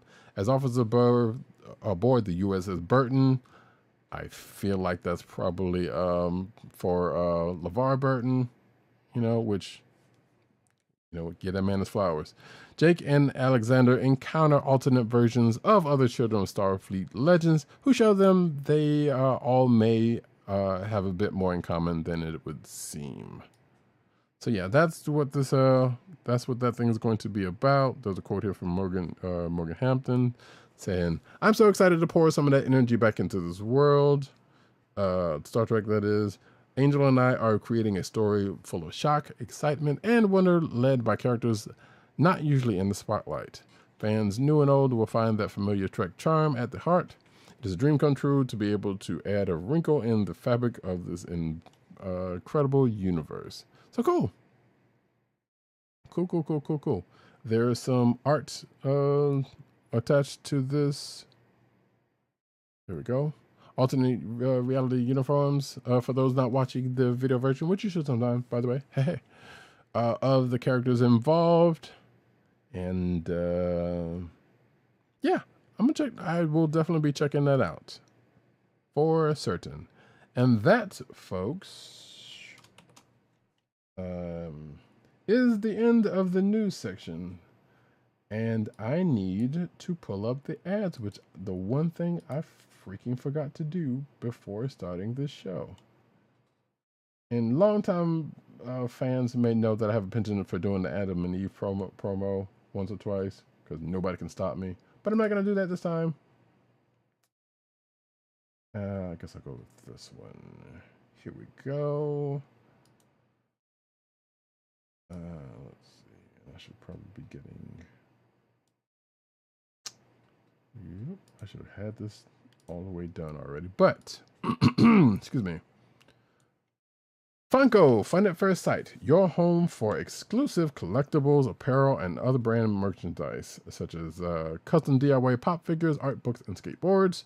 And now, the listeners of the Comic Book Chronicles can enjoy 10% off your entire purchase when shopping at Funko. Excuse me.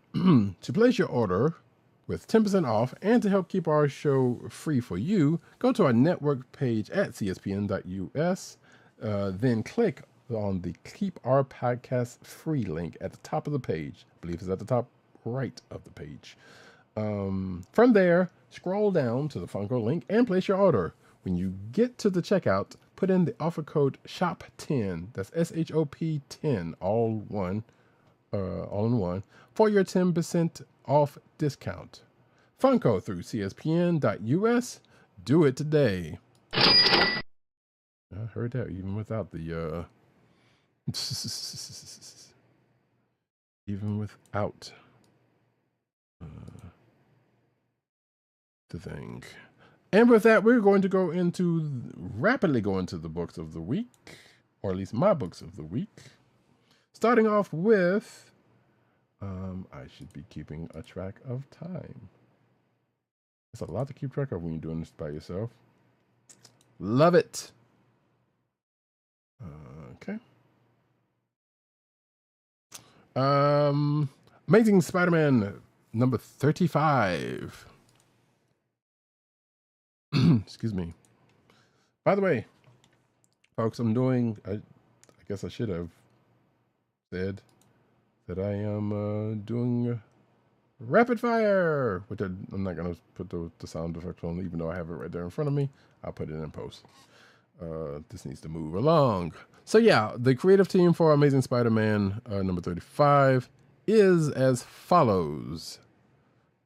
I'm actually slightly out of order here, but writer Zeb Wells, art by Patrick Gleason, color artist Marcio Meniz and Eric Arciniega, and letters by VC's Jokar Mania. So, according to the flavor text on, I believe, Comic List, or previews, one of the two, this sets up the next 24 issues of Amazing Spider-Man. Do not miss this. That's their words, not mine. My words would be that, yeah, this translates into setting up Gang War, which is the event that's definitely going to be going on in the next while. And there is some of that at the beginning of that, and we get a little potential status quo change for a character. Not surprising, probably obvious one, actually, potentially coming out of this. But we are led to not know that for a fact, even though, come on, you already know. So at this point, Peter was jabbed and he's got Norman's sins, and that's been taken care of in this issue. As he tried to go after Mary Jane and Paul, there was some intervention. Some of it being unlikely interventions, by the way, who were involved with this. Yeah. So that whole part with this whole thing with Peter having Norman's sin and acting like Spider Goblin or whatever you would want to call them is over with, and we're going to push off into Gang War proper. Sounds like. And yeah, Peter's back to his old suit. So there you go. Next up.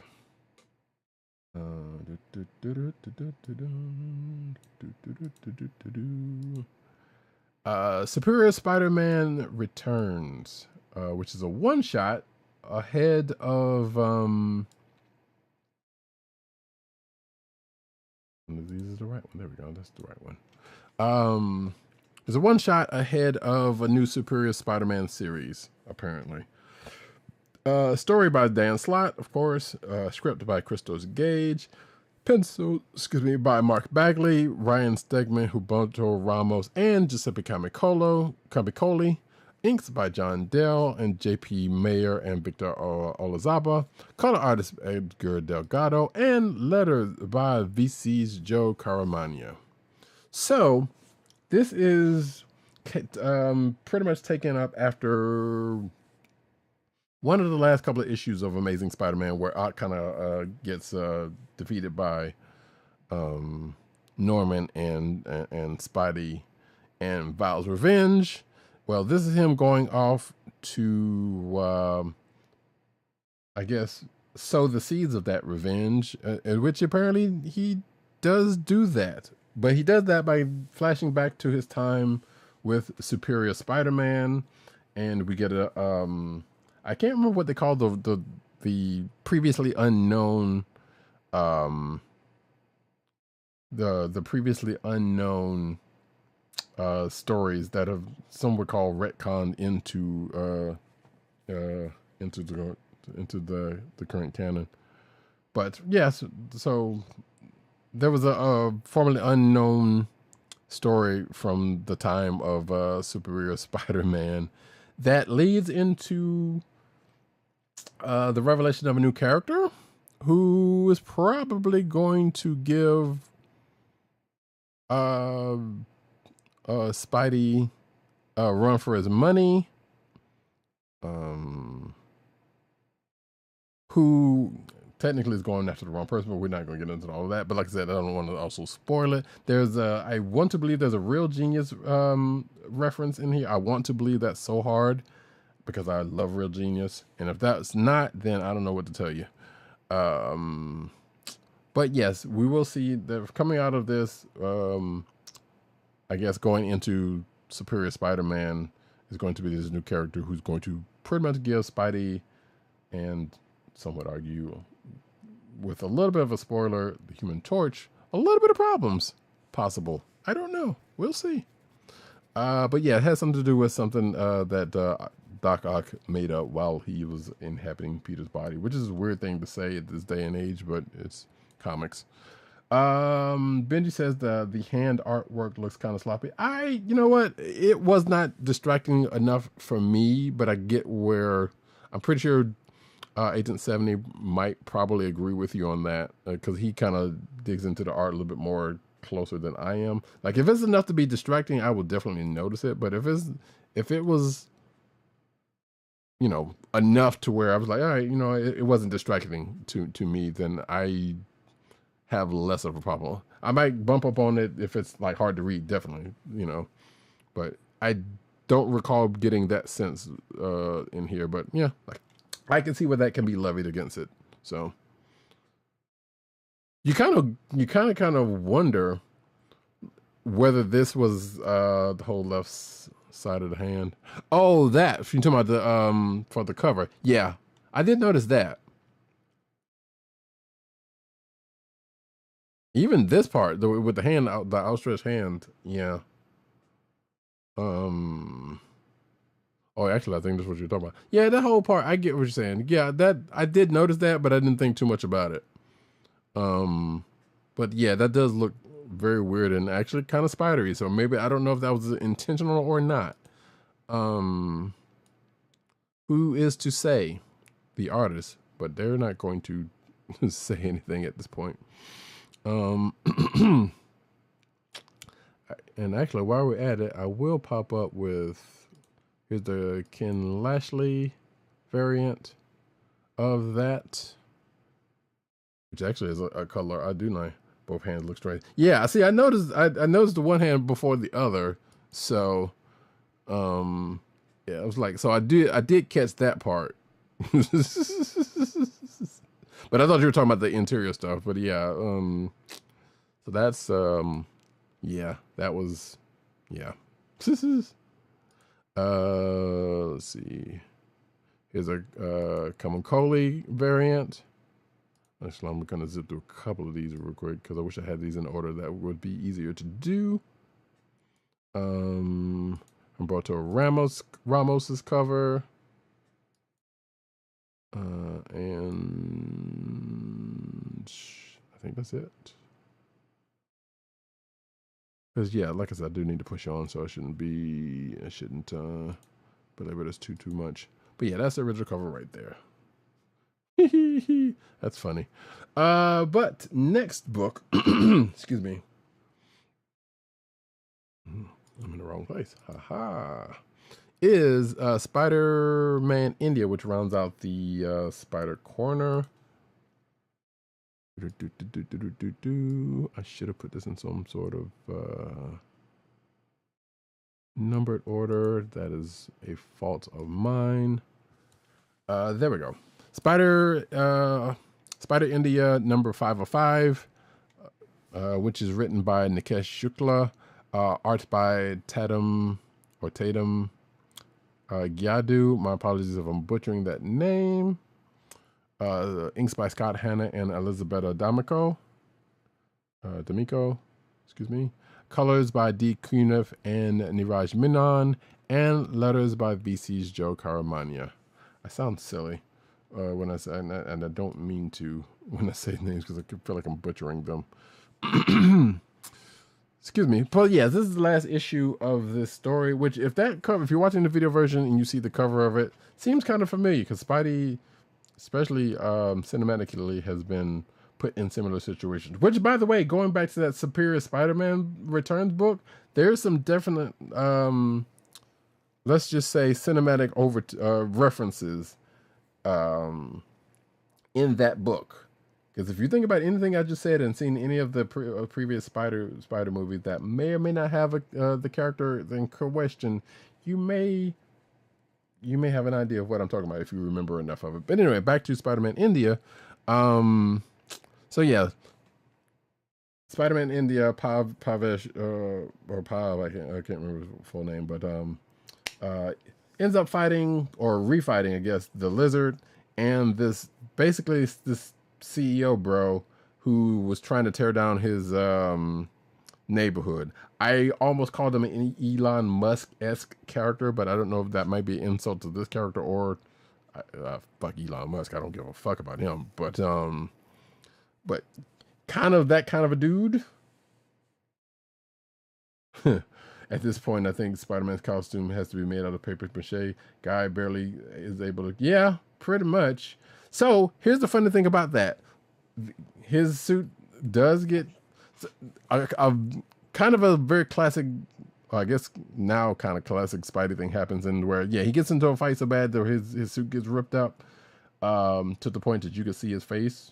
I'm going to spoil that for it. And I'm kind of surprised that the people who knew him did not, or I think he saw, well, there was a panel where he ran up on somebody that he did know who would have known his face. You would think they would have recognized him in this, but I think another person did. Regardless, Pav gets a new suit out of this at the end of it. So spoiler alert for that. And let's just say this new suit kind of keeps into modern traditions of Spidey costumes, or at least in a certain section of Spidey costumes with certain Spidey characters. And it's kind of funny because it's also still kind of baffling why they do this.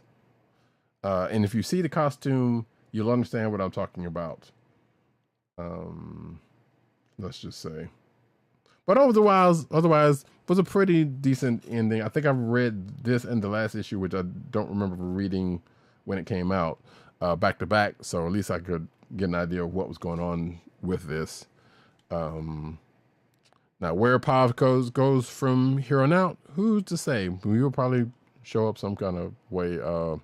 But he also got his swagger back a little bit because that was pretty much the point of him of this story in the first place, because it was like, why am I doing this for? As every spider tends to do. It was that kind of a story, and at the end of this, he figured it out. So, congrats to Pav.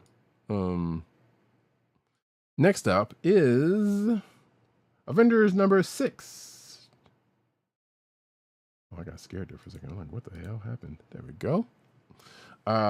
Written by Jed MacKay, art by Ivan Fiorelli, color artist Federico Blee, letters by VC's Corey Pettit, or Petit. It's Pettit. I feel like there's a Bruno Mars reference in the beginning of this that I should not know, but yet here we are. But that was a popular song, but whatever. So yeah, this is the Avengers fighting against the Ashen Combine, and they're starting to get the upper hand in this issue. Starting to take control of the situation. And at the end of this, in a very X Factor like fashion, let's just say they end up with a new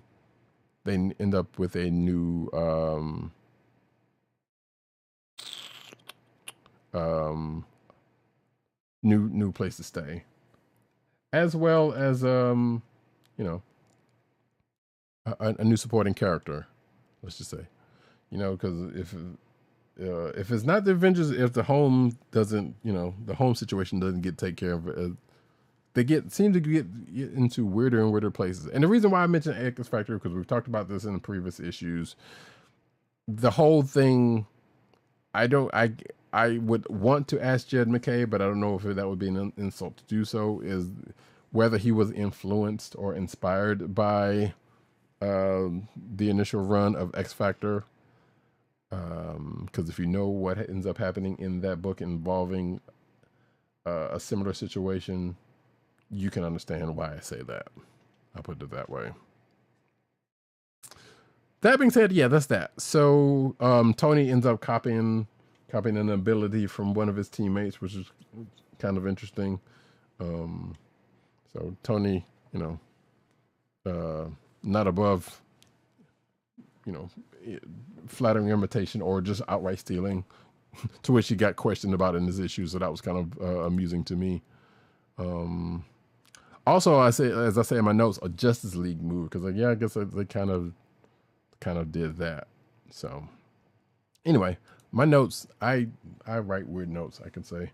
if you've checked out the show notes at times and checked out my notes, you're like, wow, you give away a lot, but also you seem to be having a time. Next up, though, do I want to do this? So yeah, that's the Mark Brooks cover art for this, or cover for that. I love those cover to cover box arts. They need to bring back cover boxes also. Let Mark Brooks do cover boxes. Is that what I said? Joshua Swaby cover for Avengers. I like that one. That's actually pretty cool. And I'll just do one more really quick, because yeah, like I said, oh geez, look at what time it was. Okay, yeah, I need to push this. Blade number 4, because this is longer than the last time, and I had more books, and I have a lot of books this time also. So yeah. Blade number 4, written by Brian Hill, of which there's some news coming out of New York Comic Con about a thing he's doing. So shout out to former guest of the show, Brian Edward Hill, for his upcoming new book. But yeah, written by Brian Hill, art by Valentina Pinti and Elena Casagrande, color artist KJ Diaz, letters by VC's Corey Pettit. This is a particular click of the week for me. Because if I know Brian Hill's style of writing, it leads you to anything. It's kind of cinematic, action movie kind of way, and I appreciate that with certain stuff. This is one of them. So yeah, Blade. Well, I don't know if he enlisted the help of Doctor Strange, but Doctor Strange pretty much is helping Blade with the thing. Partially because he's kind of upset with. He's kind of salty with Blade because of what happened. Because Blade let loose this ancient evil that Blade's trying to put back in the bottle or get rid of outright. And Doctor Strange is like, yeah, you let this on, you got to deal with it, but I'm gonna sit here and help you for a minute. So yeah, he was kind of a little spicy. This is Doctor Strange was, but it all leads to an interesting action-packed book, issue, including some well, basically, I guess the side mission ends up going off with very much without a hitch, but in the vein of Black Knight, which is also kind of funny if you think MCU wise. Blade is now in possession of something that could potentially possess him if he's not careful. So we shall see how that plays out in the coming issues. Let's see. Moon Knight, City of the Dead, number 4 of 5 is my next book.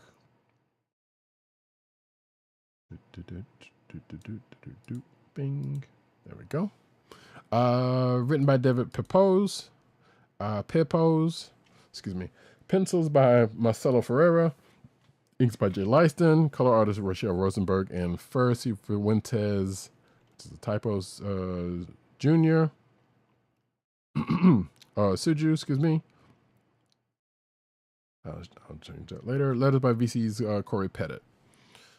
So, a slight MCU-ification going on here because, Moon Knight ends in the City of the Dead, the Duat, with Scarlet Scarab, excuse me, who is actually, Layla from the MCU show, and Layla in this comic book, as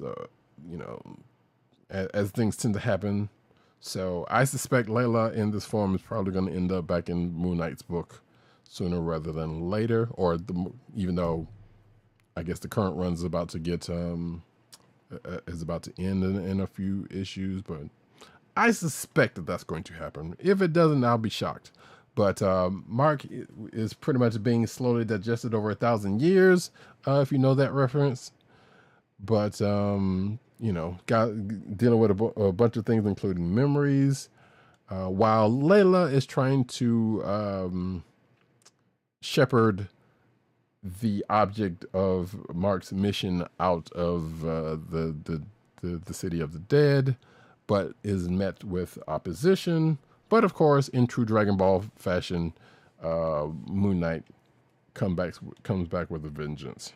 So, leading to the next issue, which is going to be the last of this miniseries. The next book for me is Guardians of the Galaxy number 7, written by Colin Kelly and Jackson Lansing, also former guests of the show. Art by Kev Walker. The typos are rampant tonight. What am I been doing? Color artist Matt Hollingsworth, and letters by VC's Corey Pettit. So Hulkling and Wiccan end up going to the fold to see what's going on out there with Group Fall, and I guess try to find the Guardians at the same time. Well, mission accomplished, and now they have to go back and try to keep the Galactic Council away from the place. But the problem with that is part of the council is Spartax, which is led by Peter Quill's sister, who don't really care too much for him, one, and dealings earlier in this series of the book kind of has them at odds with the Guardians, or I guess Peter in general.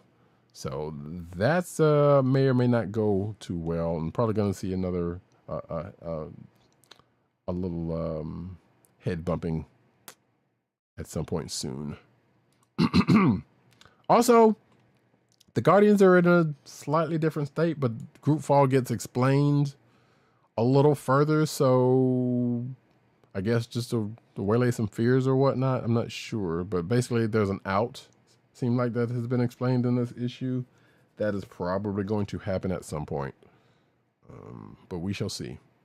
Next book is Star Wars Dark Droids number 3 of 4.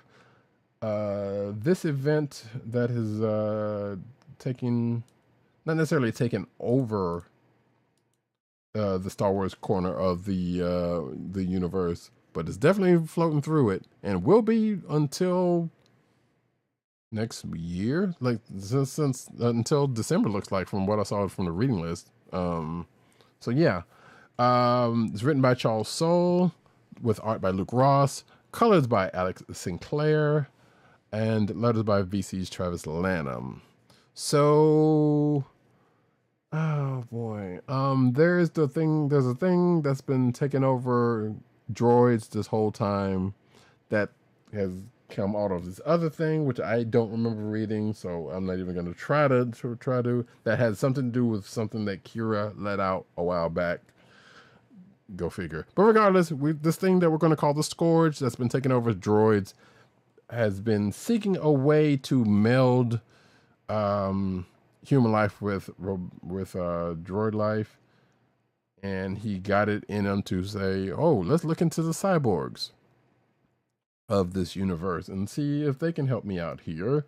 Well, he's been going after Darth Vader, and that didn't work out too well in this issue, between this and the most recent Darth Vader book. But he seems to be things seems to be working out for him on that front. Let's just say that's going to carry on into the rest of this event. There's these free droids that was also opposing this Scourge, but didn't fare too well also. So, but they're still around in the picture, and the rebellion is kind of now has wind of this thing, which is also taking over C-3PO and Lobot, I think, at this point, which I may have missed the when Lobot got taken over, but I've probably read it. I can't remember.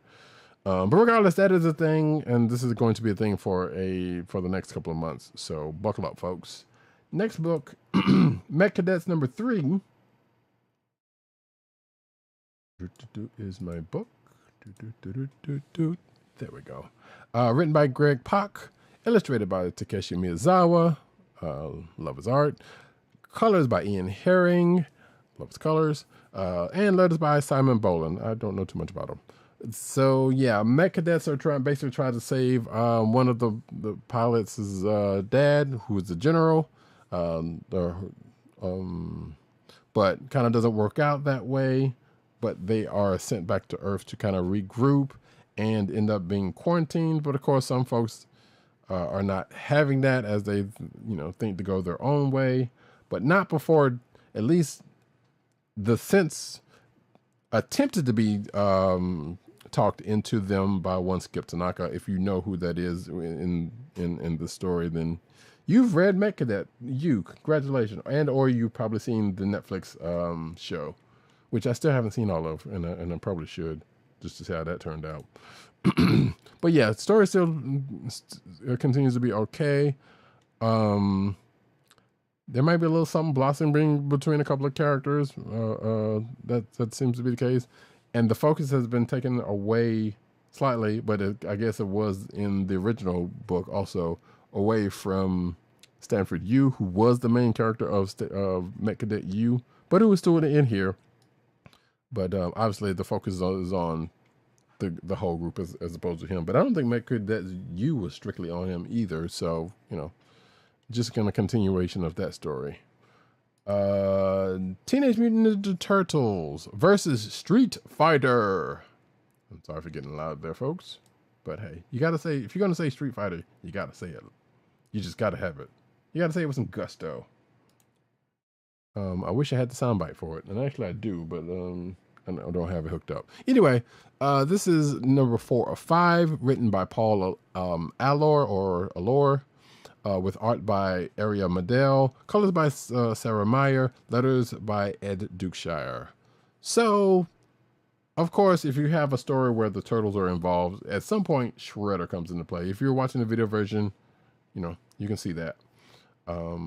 And he comes in and kind of messes up the program for Baxter Stockman and Bison, and pretty much got Baxter Stockman shook. But he's been shook the whole time, so that's neither here nor there. But Bison's not phased, and he's still continuing on with his plan. And yeah, he ain't got it all there, but which leads the Turtles and the Street Fighters, I guess, to have to try to figure out a way to deal with what Bison's planning, which has something to do with where the Turtles rest their heads and the bomb. You can put two and two together on that one. I guess I spoiled it, but it's worth a read, so it's pretty good. The Hunger in the Darkness, number 3. Dun, dun, dun, dun, dun, dun, dun. Come on, I can find you. You're under H, aren't you? I bet you are. Yes, you are. There you go. The Hunger in the Darkness, The Hunger and the Dusk, excuse me, number 3, written by G. Willow Wilson, art by Chris Wildgoose, colors by Miss Seek, and letters by, once again, Simon Boland. So, I'm not sure, you may or may not know much about this book, but if you've been here the last couple of times I've talked about it, then if you like what I said, then you'll like it. But just kind of brief recap. So this is a world where the humans and the orcs were kind of at odds, but there's this other faction that's pretty much trying to take them all out, called the what are they called? I got it here. The Vangol, that's kind of cropped up after a long period of time and seeking to take out everybody. And they have ways of getting around that folks don't know about until now, anyway. The humans and the orcs have an alliance, of which there is an orc healer named Tara with a human fighting company called the Last Man Standing, which I feel like that's going to be an actual thing when this is all said and done, more than not. But we shall see how that plays out, because I've already lost somebody already. And on the other side of this, Tara's cousin, who is, I guess, a chieftain of the orcs or something. He's some high up head of the orcs. Just got married to another orc. I guess an arranged marriage, but they seem to be hitting it off quite well in this issue, or in the last couple of issues at that. So I hope nothing bad happens there, because yeah, I that's been a thing. Tara and the head of the human fighting company, whose name is Cal. Well, so there was a little bit of setback on that point, because, like I said, the fighting company lost a person, which, you know, the majority of this issue is that both parties are mourning losses, but some information gets gained out of something that happens in this book. And a character kind of feeling a certain way about what happened, and you know, kind of needed to be consoled about it. But, you know, humans are humans. What can we say? But that kind of starts to get worked out towards the end of this issue. So, but yeah, this is continuing to be a pretty good book. I love G. Willow Wilson enough to try to. I didn't read Poison Ivy, but that doesn't mean I didn't want to. I just hadn't. But like I said, I have been enjoying this so far. I believe this is an IDW book. Excuse me. So if you are a kind of a D&D kind of fandom, and anything I just said is of interest to you, check this book out. It's pretty good. Last but not least, as a good Lord, I'm hitting 2 minutes and 2 hours, 30 minutes. This is crazy.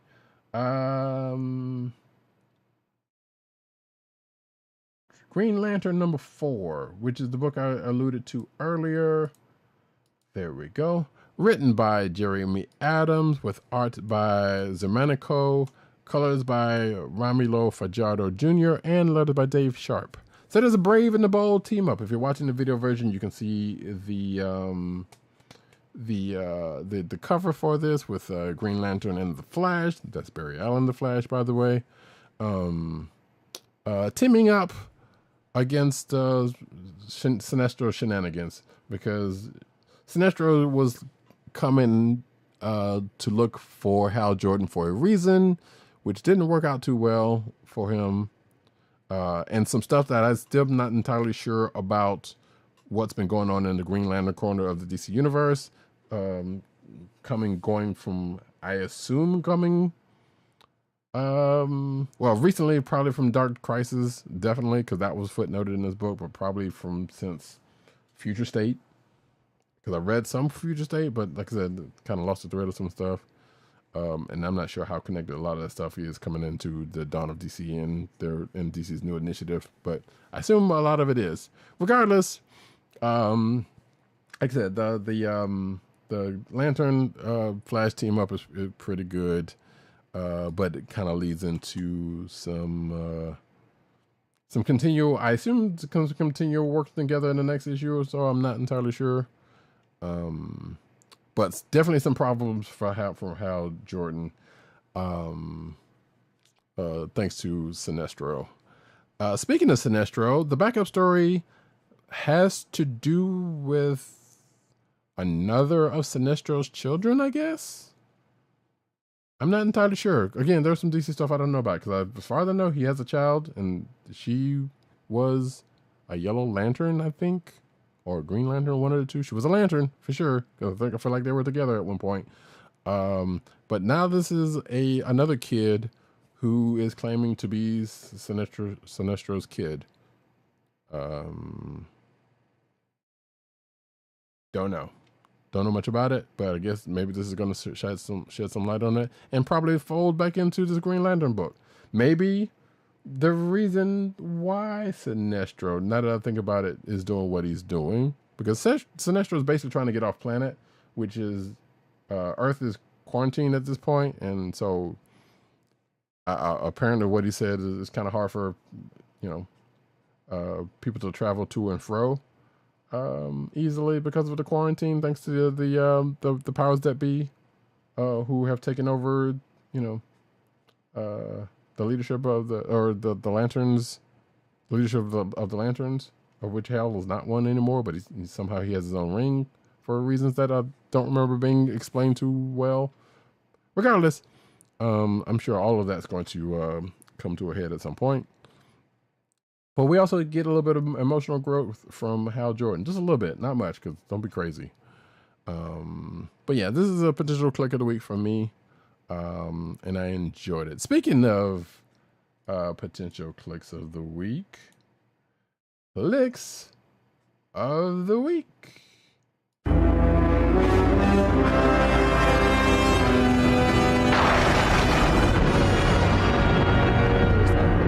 Anyway, but also just for giggles, because I can.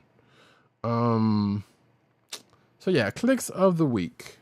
Like I said, Green Lantern is a potential click of the week. Hunger Dusk was pretty good.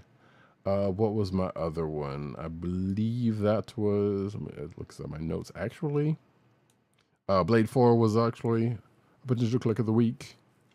Avengers was good also. I read a lot. If that wasn't apparent. So, but I think, oh, actually, hold on. I need to see something real quick. I did put a call out for Kliqs a week, and I almost didn't because I feel like nobody was going to give one anyway. And that was right. So, yeah.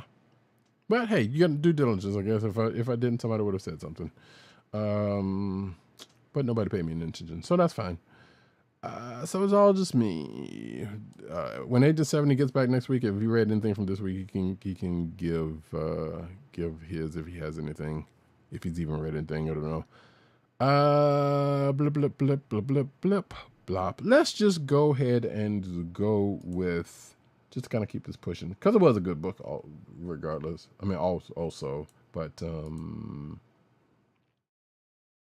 I know Green Lantern. I very much enjoyed Green Lantern 4.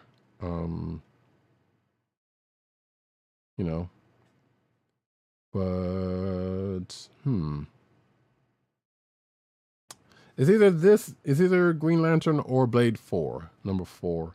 And I keep wanting to push for Blade 4 because I did enjoy that quite a bit. Enough to even have it listed as a potential click of the week, where I don't with Green Lantern. So you know what? In an unprecedented move, I'm actually going to go with Green Lantern number 4. There we go. We put that in its rightful place. Boom, yow.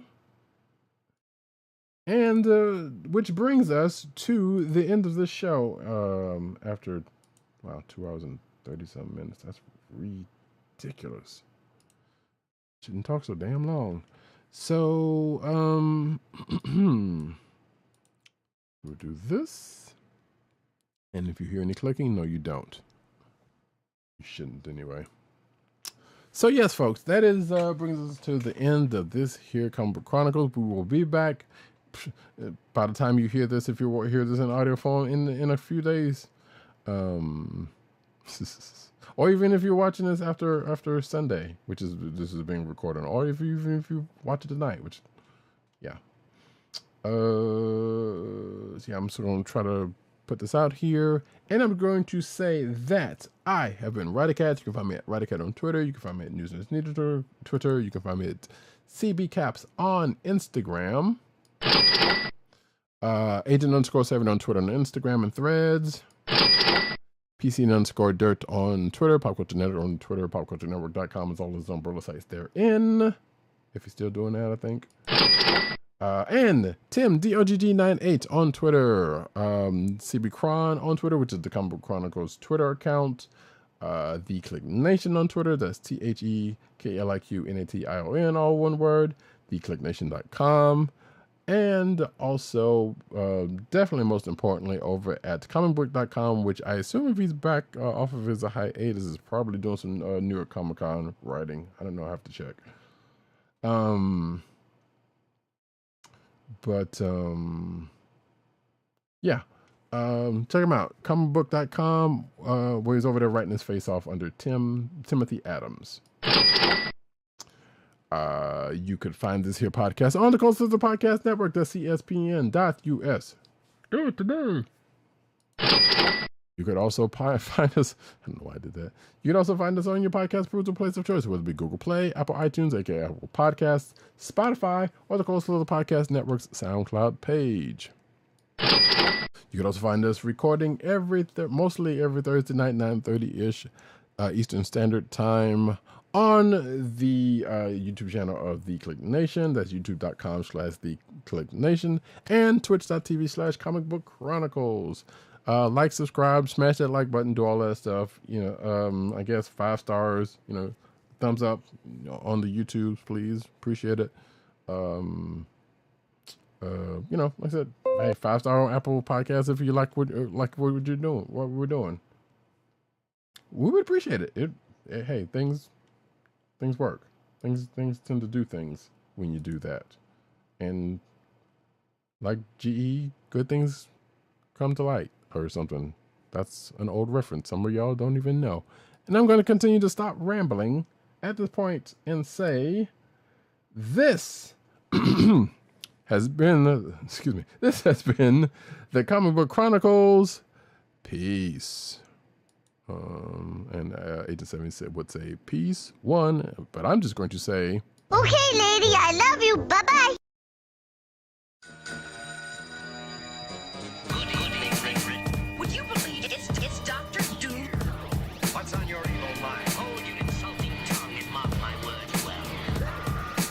This rumor